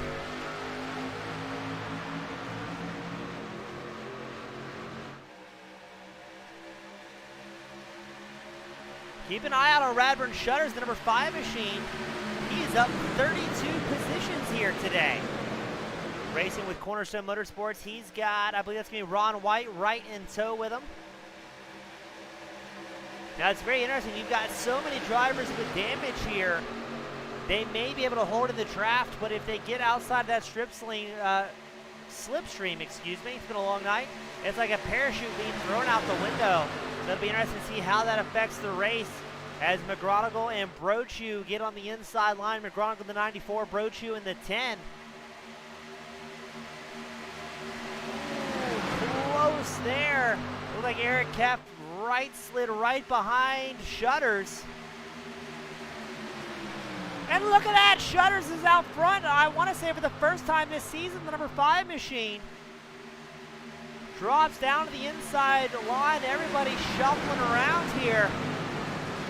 Shutters, one of those drivers that's just had several strings of bad luck, just getting tied up in incidents he really had no part in. But maybe today will be a bit of a reprieve for the pilot of the number 5 machine. Out of his 3 starts, his highest finish has been 17th, as he's been tied up in all sorts of incidents week in and week out. So maybe Shutters can have a bit of luck here and count on McGronigle not to push too aggressively. As we saw, that's what happened to Scroggins to cause that massive pileup.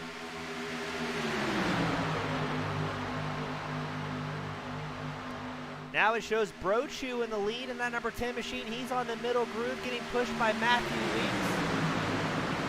Not quite clear of Shutters yet, though.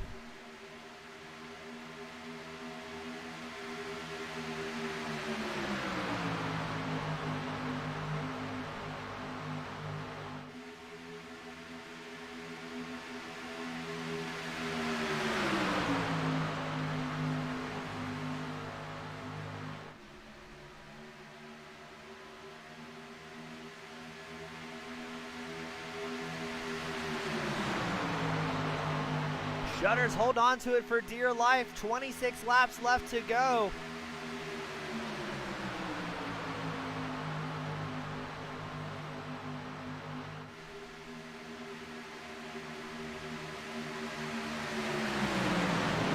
And we're going to go 3 wide for the lead. It's Shutters on the inside line, McGronigle in the middle, and Brochu on the high line.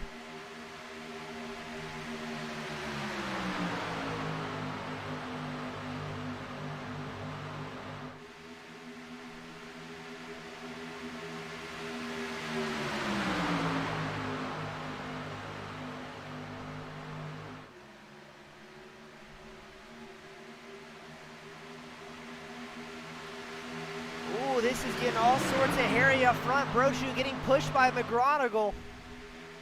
Weeks showing in 3rd. He's in that middle group being chased by Cantrell.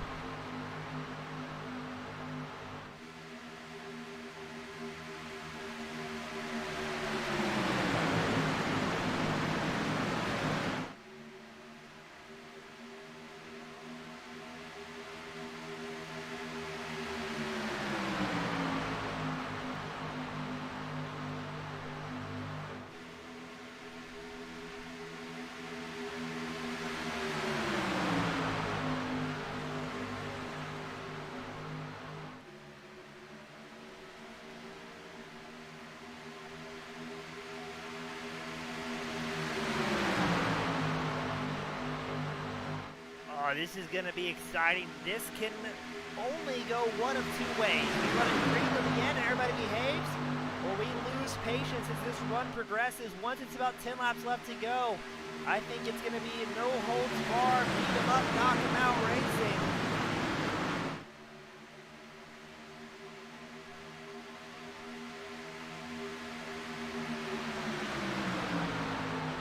Shutters still up 32 positions. Andrew McGronigle, who's in 3rd, he's up 25 spots.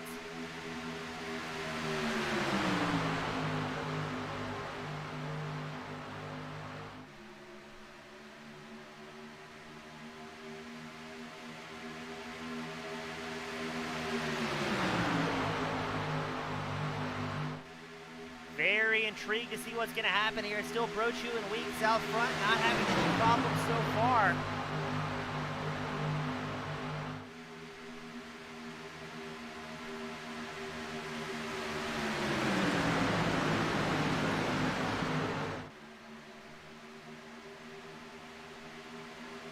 But let's see if Weeks can get that outside line really moving here. He's got about a half car length over Brochu, running that middle groove.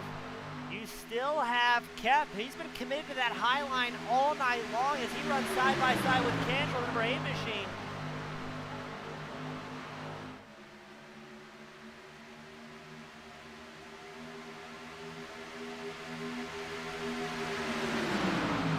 McGronigle takes a gutsy move. He throws it in the middle groove to try and slow down the run of Weeks, leaving Brochu on the middle groove as he's chased by Shutters.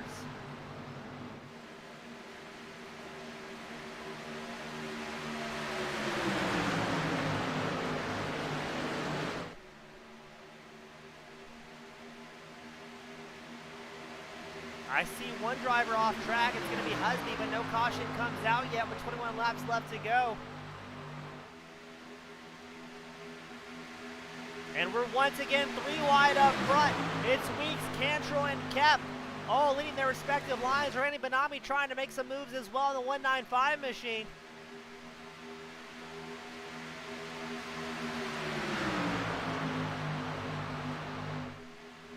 And it looks like they're going to get back into 2 grooves here relatively quickly. Now it's Weeks and Cantrell leading the charge. Last time by it was Cantrell, number 8 machine, but they are bumping and grinding again. These machines do not lend themselves well at all toward any sort of bump drafting. It is almost a surefire way to get yourself ejected out into the wall, as we've seen a couple of textbook incidents of that so far here today. 20 laps left to go for our competition.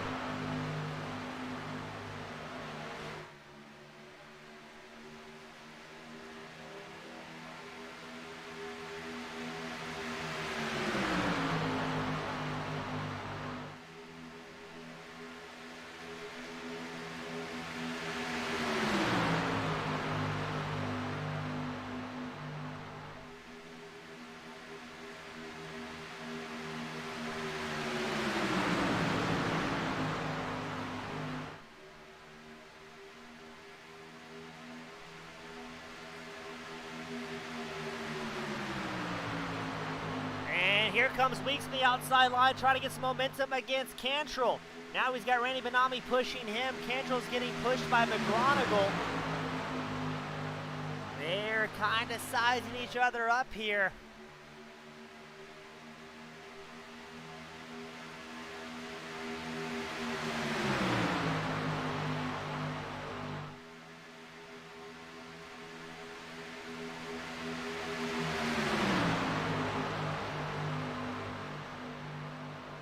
And for the most part, we're 2 wide, about 6 rows deep. Nobody pushing that hard.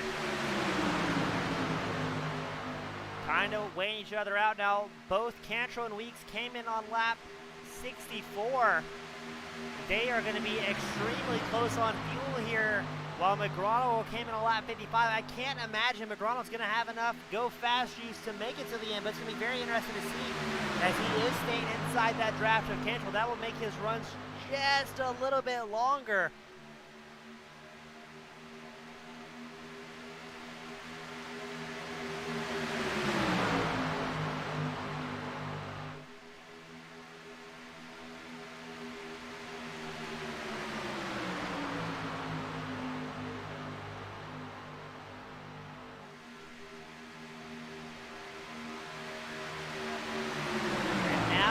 Like it's going to be Brochu on the outside line. It'll be interesting to see if Ron White, the 27, gives him his support, or if Brochu's going to be stuck out there in no man's land. As the back stretch is kind of the opportunity. They come out of turn 2. Everybody wiggles around trying to find a new dance partner. And now Benami's got a pretty good run against Cantrell with the support of Weeks. Benami's had great success on super speedways in the past. Can he do it again as now McGronigle moves up to the high line? Stalls the run ever so slightly. And now the patience is starting to wear thin for several drivers. as they are more aggressively trying to find a way through traffic. Andrew McGonigal still shows the lead, up 27 spots in that number 94 machine.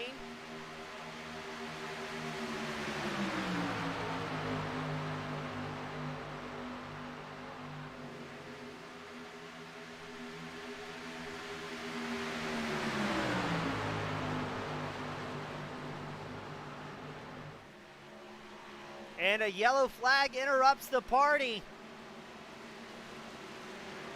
With 16 laps left to go here at the Alabama 250.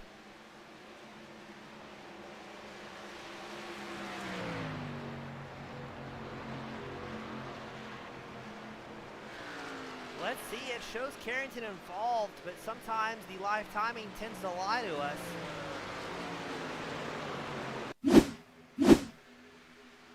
Carrington, number 9 machine, up on the high line. Ron White maybe gets pushed in the wall. Carrington gets into him and then just drills the outside wall. Silvers and Weeks come together as well as Ron White. Poor Silvers. Really, that entire team's been having a very rough go here today. Just getting involved in really unfortunate situations. And just like that, Silvers, again, just gets collected with Weeks and White. Putting us in cautions with 15 laps left to go.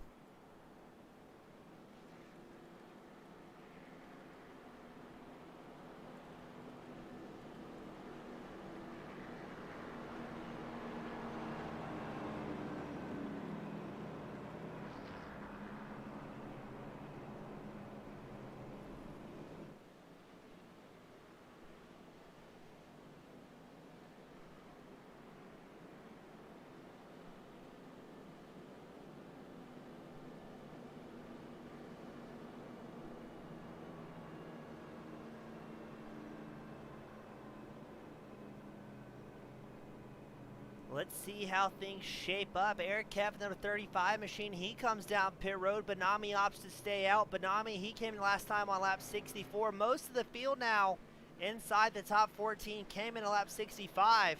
That's still going to be close as far as fuel goes as drivers start getting the wave around. So again, it was a 30 to 35 lap fuel window. We saw McAllister run out very early in tonight's race. He went 37 laps, I believe.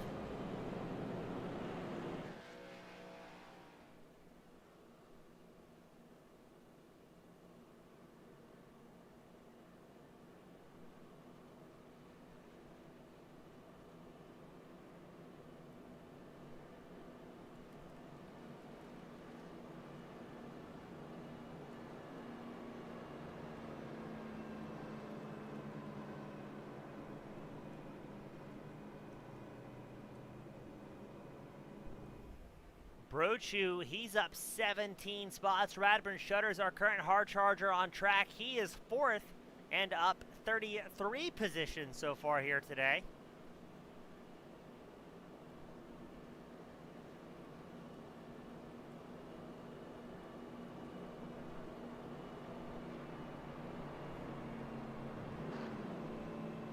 So I believe it's going to be about 12 laps left to go when they cross the line for this restart. If you thought drivers were antsy earlier, you are in for a treat, ladies and gentlemen. As these guys are going to absolutely hang it out here in the closing laps.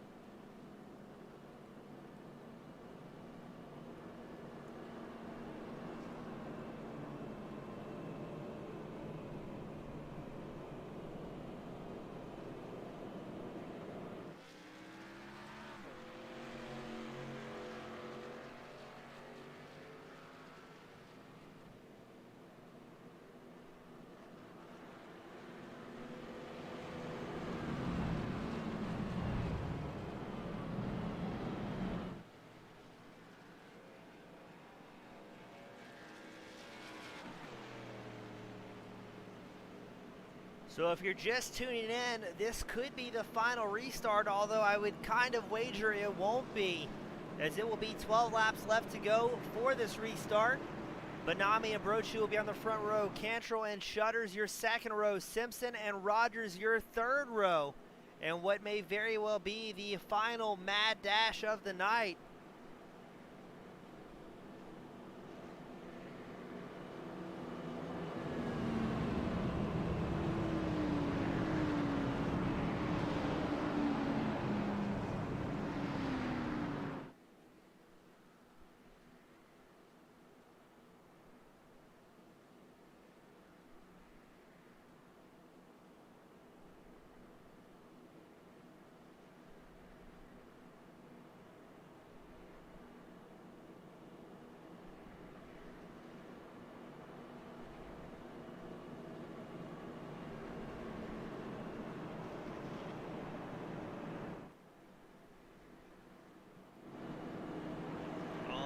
Going to be absolutely wild.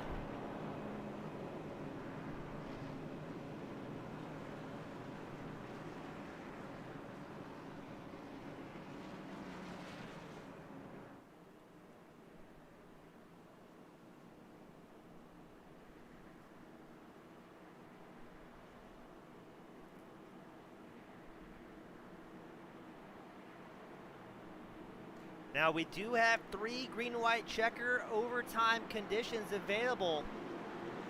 If we keep wadding it up before the white flag flies, the pace car will be in this time by. And let's see what Benami and Brochu can do on this restart. Keep an eye on Shutters. He's in possible contention to get his highest finish of the year in that number 5 machine.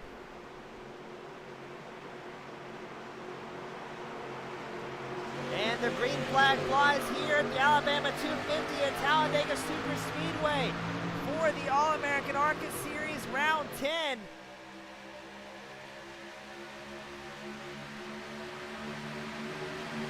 As the field starts building up speed once more, getting closer and closer to that 200-mile-an-hour speed we've been seeing all night long from our competitors. We still have about 32 drivers on the lead lap,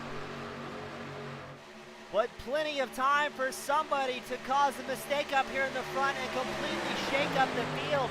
As we see a little bit of 3-wide action towards the middle, I believe that was Barkuski in the middle for a little while longer. He had Robert Hill Jr. on his right side, everybody able to get through there nice and clean. Brochu looks like he has a big run on the outside line, accompanied by Shutters, trying to work their way around Benami and Cantrell, who are running the inside line nice and tight. Keep an eye out though, here comes the number 57 machine of Zach Rogers charging toward the front, as well as DJ Weeks Jr. running the high line in the 97 machine. We're 3 wide with 10 or 11 laps left to go. Who's it gonna be? The last man standing at the end here, as the field is starting to stack up. All 3 lines getting a little bit more heated. Benami on the inside line. You've got Brochu on the middle, and then that's going to be DJ Weeks Jr. on the high line. It'll be 10 laps left to go as they cross the line. This is 200-mile-an-hour chess, ladies and gentlemen. Everybody's got to be extremely careful not to make any single mistake. Just a mile-an-hour difference. If you tap that back bumper of the car in front of you is enough to send him careening into the field. We've seen it several times tonight with a lot of great drivers just got collected, nowhere to go with this pack racing. But that's what makes it so exciting. The greatest show on earth, as now we're 3 wide, about 7 rows deep. It shows Weeks as the current race leader, Brochu second, Barkuski third. Brochu hops down to the inside line, leaving Shutters in the middle. Shutters squeezed between Benami and now DJ Weeks Jr., who's riding the high line. Now will Shutters have the momentum to drop down the inside line? He does so. He will be your race leader coming across the start-finish line to make it 9 laps left to go, but DJ Weeks Jr. and Zach Rogers having massive runs leading their own lines. And we may have another caution that shows Alex Penn involved as a crash. So far, the flag does not fly. We're going to keep it green and point in the right direction. As now Zach Rogers gets a massive run, as well as DJ Weeks Jr. Weeks far on the outside. We've seen drivers hop from high to low in one swift moment. Is Weeks going to do the same, or is he stay committed to that outside line until there's maybe a few laps left, not wanting to show his hand too early? As it seems with these massive runs, it's easier to hop down the inside line than it is to make your way up the racetrack and block a run. Shutters holding on to it for dear life in the inside line. It shows DJ Weeks as your race leader, but Weeks, Rogers, and Shutters keep swapping back and forth. Again, Shutters having the best race of his All-American ARCA career here today, trying to pick up his first podium, and here we go! Bonami gets into, I believe, the 93 of Western Green. The field gets shaken up. Shutters holds on to it. But tempers are high already as Weeks, his line was completely unaffected. They will drop down the middle groove. Are they going to go all the way down? Barkuski squeezed between Rogers and Weeks, not able to get off groove. Shutters holds on to it with the race lead. There'll be 7 laps left to go as they cross the line this time by. Now this is again is where drivers are going to get impatient. They're going to try and get their line going, and they'll just take a little bit of a shove and send somebody spinning around. Nobody wants to see this end under caution. We want these guys to race till the very end, as we're still 3 wide. And God knows how many rows deep. Everybody pushing extremely hard.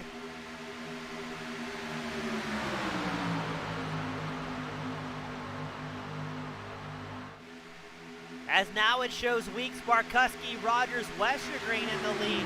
Those middle and outside grooves really have some momentum here. Shutters holding on to the inside line. Just going to keep doing whatever he can to try and bring it home. He's looking for his best finish this season, no matter what it takes. But Benami is going to do his best to push Shutters towards the front, whether Shutters wants it or not. Now we've seen Weeks and Rogers have some big runs, but when are they going to try and drop down and try and hold that inside line out of turn 4? As that is what is most likely going to be what it takes to bring home a win. Shutters is in a very safe spot here. He will not want to get off that inside groove no matter what. And no, Shutters gets pushed into the other leaders. Shutters just can't catch a break.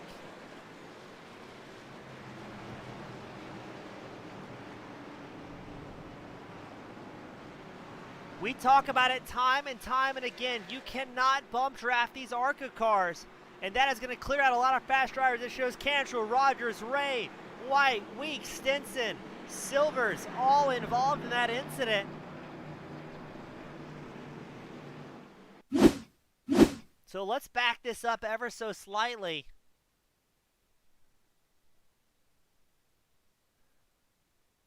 As I think, yes, Shutters gets a push from behind. And that is just going to absolutely destroy the field.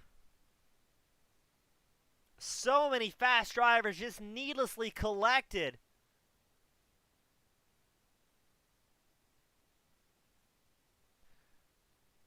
Wow. Wow, wow. And they're still crashing. Impressive. Brochu has a little bit of damage there. I'm trying to see who's going to have the best onboard here. I feel like Henderson may have gotten a good bird's eye view. And I am going to be correct. Look at this onboard from Elliott Henderson. Well done locking up the brakes in an absolute smoke screen in front of them. Thankfully for everybody at home, we don't have the broadcast tied into the driver radios because I'm pretty sure people are losing their minds right now.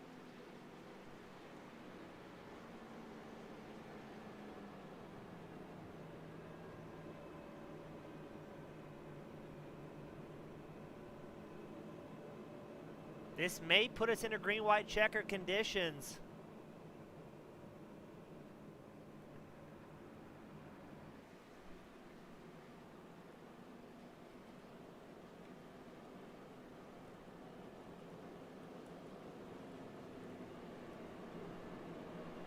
Man, I mean, it wasn't, I don't think it was malicious, just hard racing, but that took out so many fast cars there. So now I think we are going to be in green, white, checkered conditions, our first of 3 attempts.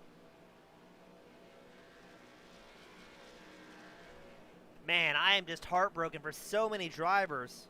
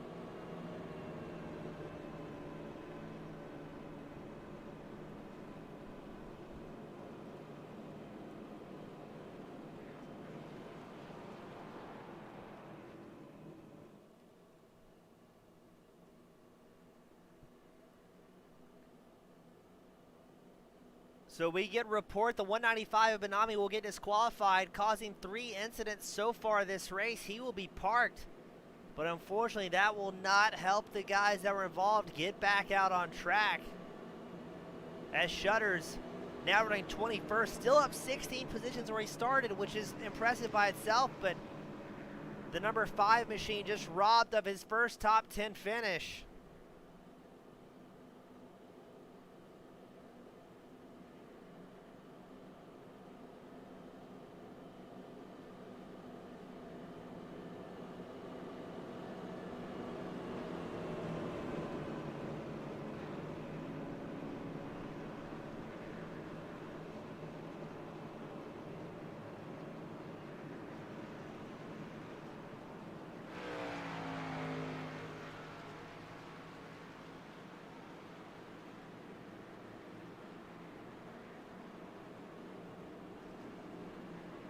As we get Mark Proctor asking a disqualification, yes. Yeah, I don't think we've seen it yet so far in this season or seasons past.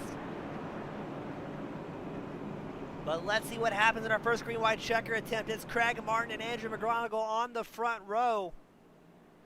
And again, if we get to the white flag, that will be the running order for tonight's finale. But if we have another caution before the white flag flies, we will start to use up the second and third green, white checker attempts if need be.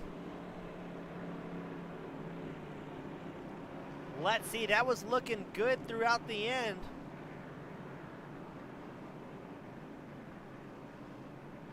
I'm going to be intrigued to see if McGonigal and Martin are going to be able to hold on to it. Now, generally on a super speedway, you do not want to be at the very front for the final lap, so it's going to be interesting to see the strategy that is played from these drivers. Or is it going to be somebody further back inside the top 10 that has a chance of winning it, possibly the first time this season, as most of the drivers we've seen win in the past are either not here or already back in the pits. As so far the winners this season have only been Lytle and Eckert. And I think Eckert he's still out on track in that number 90 machine. He's 24th on track, so we may very well see a first-time winner here tonight, interrupting the absolute dominant streak of both Tate Lytle and Johnny Eckert. Pace car makes its way into our first of 3 times to make some sort of finish under green flag conditions.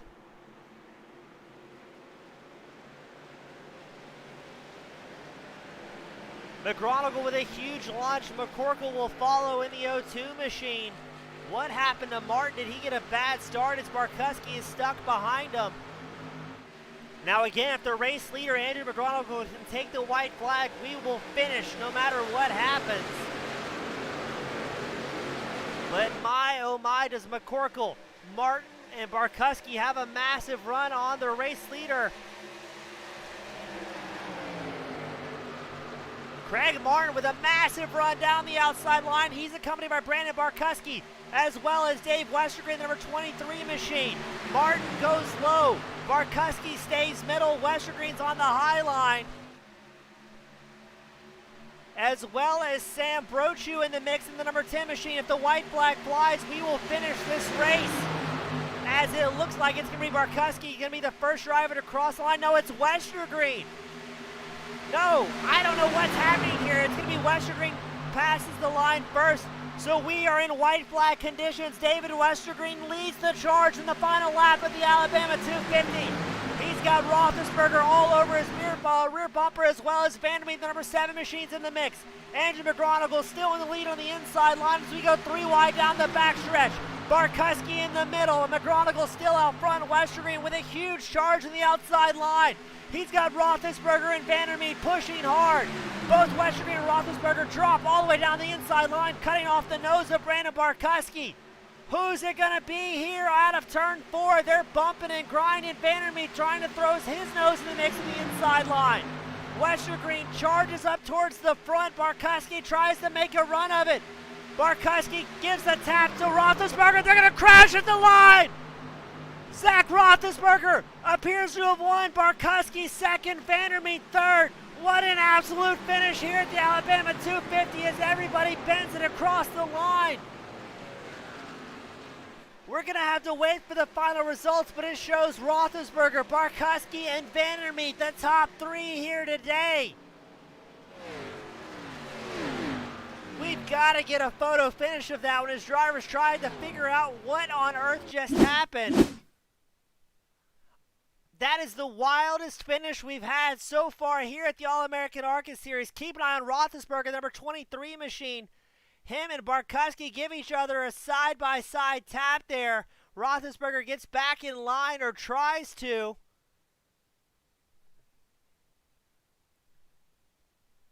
And what quite sent Westergren around? I think a little bit too much. I think Roethlisberger, or was it Vandermeer, give a shove to Roethlisberger, gets into that back right bumper.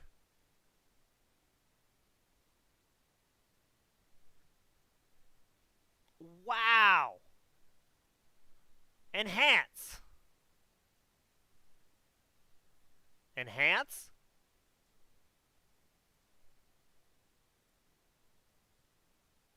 Well, that is a finish.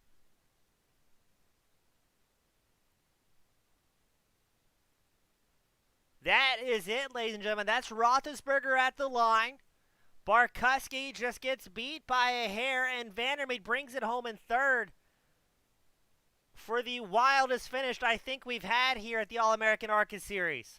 Westergren just getting obliterated.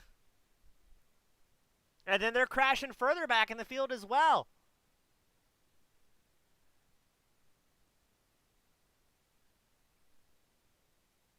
What a wild night.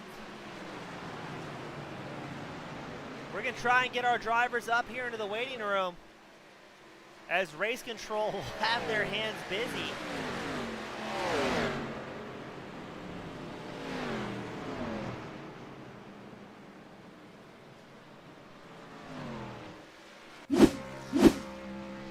And Roethlisberger celebrating his very first win with DJ Weeks Jr. and Johnny Eckert. The whole team absolutely pumped for the number 23 machine with a well-deserved win here today. Probably the wildest win I think we've had this season.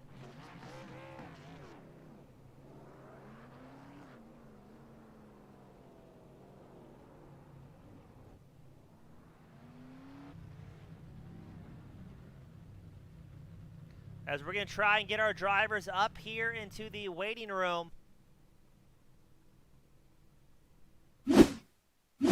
Up first, we've got Michael Vandermeer in the number 7 machine. Mike, this is the first time in Victory Lane, is it not? No, I got interviewed at Indy a couple weeks ago, I think. You're right. My memory is just terrible. Mike, bringing out a third, did you have any hope of bringing up here at the end, or was it just kind of dumb luck as things got rapidly out of hand at the end? I just wanted to finish the race. I got so many breaks this race. at one point I cleared out Tyler Evans and thought I tore the right front off, and it was all cosmetic. Well, rather be lucky than good. Let's talk about the absolute misfortune of your teammate Shutters. He was having a career best run here tonight, and then just once again, it seems the bad luck has struck hard for Cornerstone. I mean, what is the curse you guys have been having here lately? I don't know. Radburn, God bless him, he can get to the front, but somebody wants to give him a run. And James and Tyler ended up they got in the mud real early in the race and they just never got that break they needed. You know? Well, Vanderman, I think that can be said for a lot of people, but the number 7 machine able to bring it home here at the end of the night. You've got to be absolutely pumped for both yourself as well as all the other hooligans over at Cornerstone. Who would you like to give a shout out to that's cheering you on this season? Oh, I just gotta thank the team. Pretty much all of them. They all make it fun, you know. And everybody in the league makes it interesting, and we're all just a bunch of good old boys and have fun, I suppose. Well done, my friend. You had a great race out there. I know all the fans at home are pumped, as well as all the guys. I believe it's in Waynesville. So great job out there, guys. And I look forward to seeing you back out here in the future. Sir, I appreciate it. Thank you, my friend. Up next, we've got Brandon Barkuski that will be joining us in the number 25 machine. We're trying to get him moved up here. There we go. We got Brandon. Brandon, you got your ears on? Yeah. Oh, man, just so close. Brandon, that was we watched it on the instant replay. I mean, just barely a bumper between you and, I mean, really everybody inside that top three. It's probably one of the closest, wildest finishes we've had so far this season. Now, we know plate racing at Talladega can always lend itself some excitement. Did you think today went better or worse from your point of view than what was expected? I'm going to go out on a limb here and say that was the best race we ran all season. I think it was just overall really fun, and I think just enough yellows where it wasn't a carnage fest. We had racing, pit stops under green, and it set up different fuel strategies. I mean, you saw guys even on that last caution coming down because they needed fuel.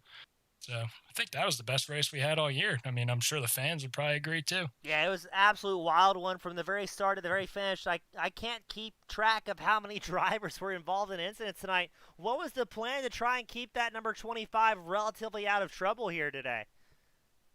Just pray to the Talladega gods. That's all you can do. But we had a little bit of a rub there. It's a shame. I was pushing the daylights out of DJ. I thought DJ was going to get himself a win before that last caution came out, but we had a little bit of damage. Turned out to not be nothing major, so just got lucky and stayed out. But as far as dodging wrecks, I dodged multiple. You just kind of have to read which way the cars are going to potentially come back up the track and kind of go the opposite way, and you just kind of have to read them to get by. But a lot of times it's more luck than actually skill getting through it. But fortunately, we were lucky tonight. Well, great run out there, my friend. It's a lot of fun racing. Who would you like to give a shout to that's supporting you and all the other guys over at 2511 Racing? Yeah, just me, myself, Elliot, and Chris. It's not really been that good of a year for us, although I think you could argue each one of us could have won a race this year. I think Chris was the best guy at Kentucky. I think I had Chicagoland won. Unfortunately, a late caution came out. Elliot was dang good at Michigan, led over half the race. So we're going to try to go out here and just figure something out here these last couple weeks. We just have had really, really bad luck. We've been fast in almost every race we've run. Just crazy stuff has happened. So we're going to go out here and give it all we got here in the next couple weeks. Well, Brandon, great job tonight. I know I enjoyed this show as well as all the fans at home, and hope to see you do well in the final rounds of this season. Yep, thank you so much. We'll be back. Thank you, my friend.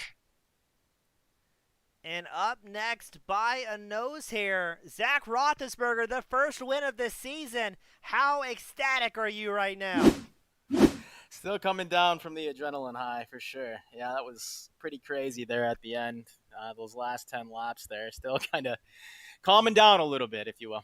Yeah, I mean, the number 23 was relatively unscathed for the majority of the event. I don't know how many thousandths of a second you won that event by, but it was a very, very small number. Now, I mean, what was the plan here today? Were you willing to use that front bumper at the end, or was it just kind of bad luck where everybody started getting into each other? Yeah, so the 93 in front of me was my teammate, actually, and the plan was to just push him across the line. But with these ARCA cars, if you lock up, it's virtually impossible to push. And if you let out, then we're going to lose the race. So I tried pushing him as hard as I could, and unfortunately, it caused him to get sent around, and we were just there as a result of it. So I know it wasn't intentional or anything like that. It was just trying to push him to the win, and it's just a factor of drafting with these ARCA cars, if you will. Well, it seemed like things were going well for a lot of the time. I mean, you're up 31 positions here today. Was that a plan coming into tonight to maybe start towards the back and see who wrecked themselves out early, or is it just kind of see what the cards gave you? Yeah, it was the plan, running with Outlaw Racing. So Johnny Eckert, DJ Weeks, myself, David Westergaard, we all kind of ran in the back there a little bit, just trying to stay unscathed for the end. And sure enough, it worked out. So, yeah, we were, I would say 75% of the race just kind of hanging back, half throttle, just biding our time. And then we got that caution with about 14 laps to go, and it was time to move. And here we are. So just all worked out. These plate races, you never know what's going to happen. So when you do put a strategy together and it does work out in your favor, it definitely feels good.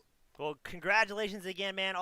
Both you and the guys at Outlaw have having a great season so far. Absolutely great to see you up on the top spot for the first time this season. Hopefully this is the start to a little bit more better luck in the future.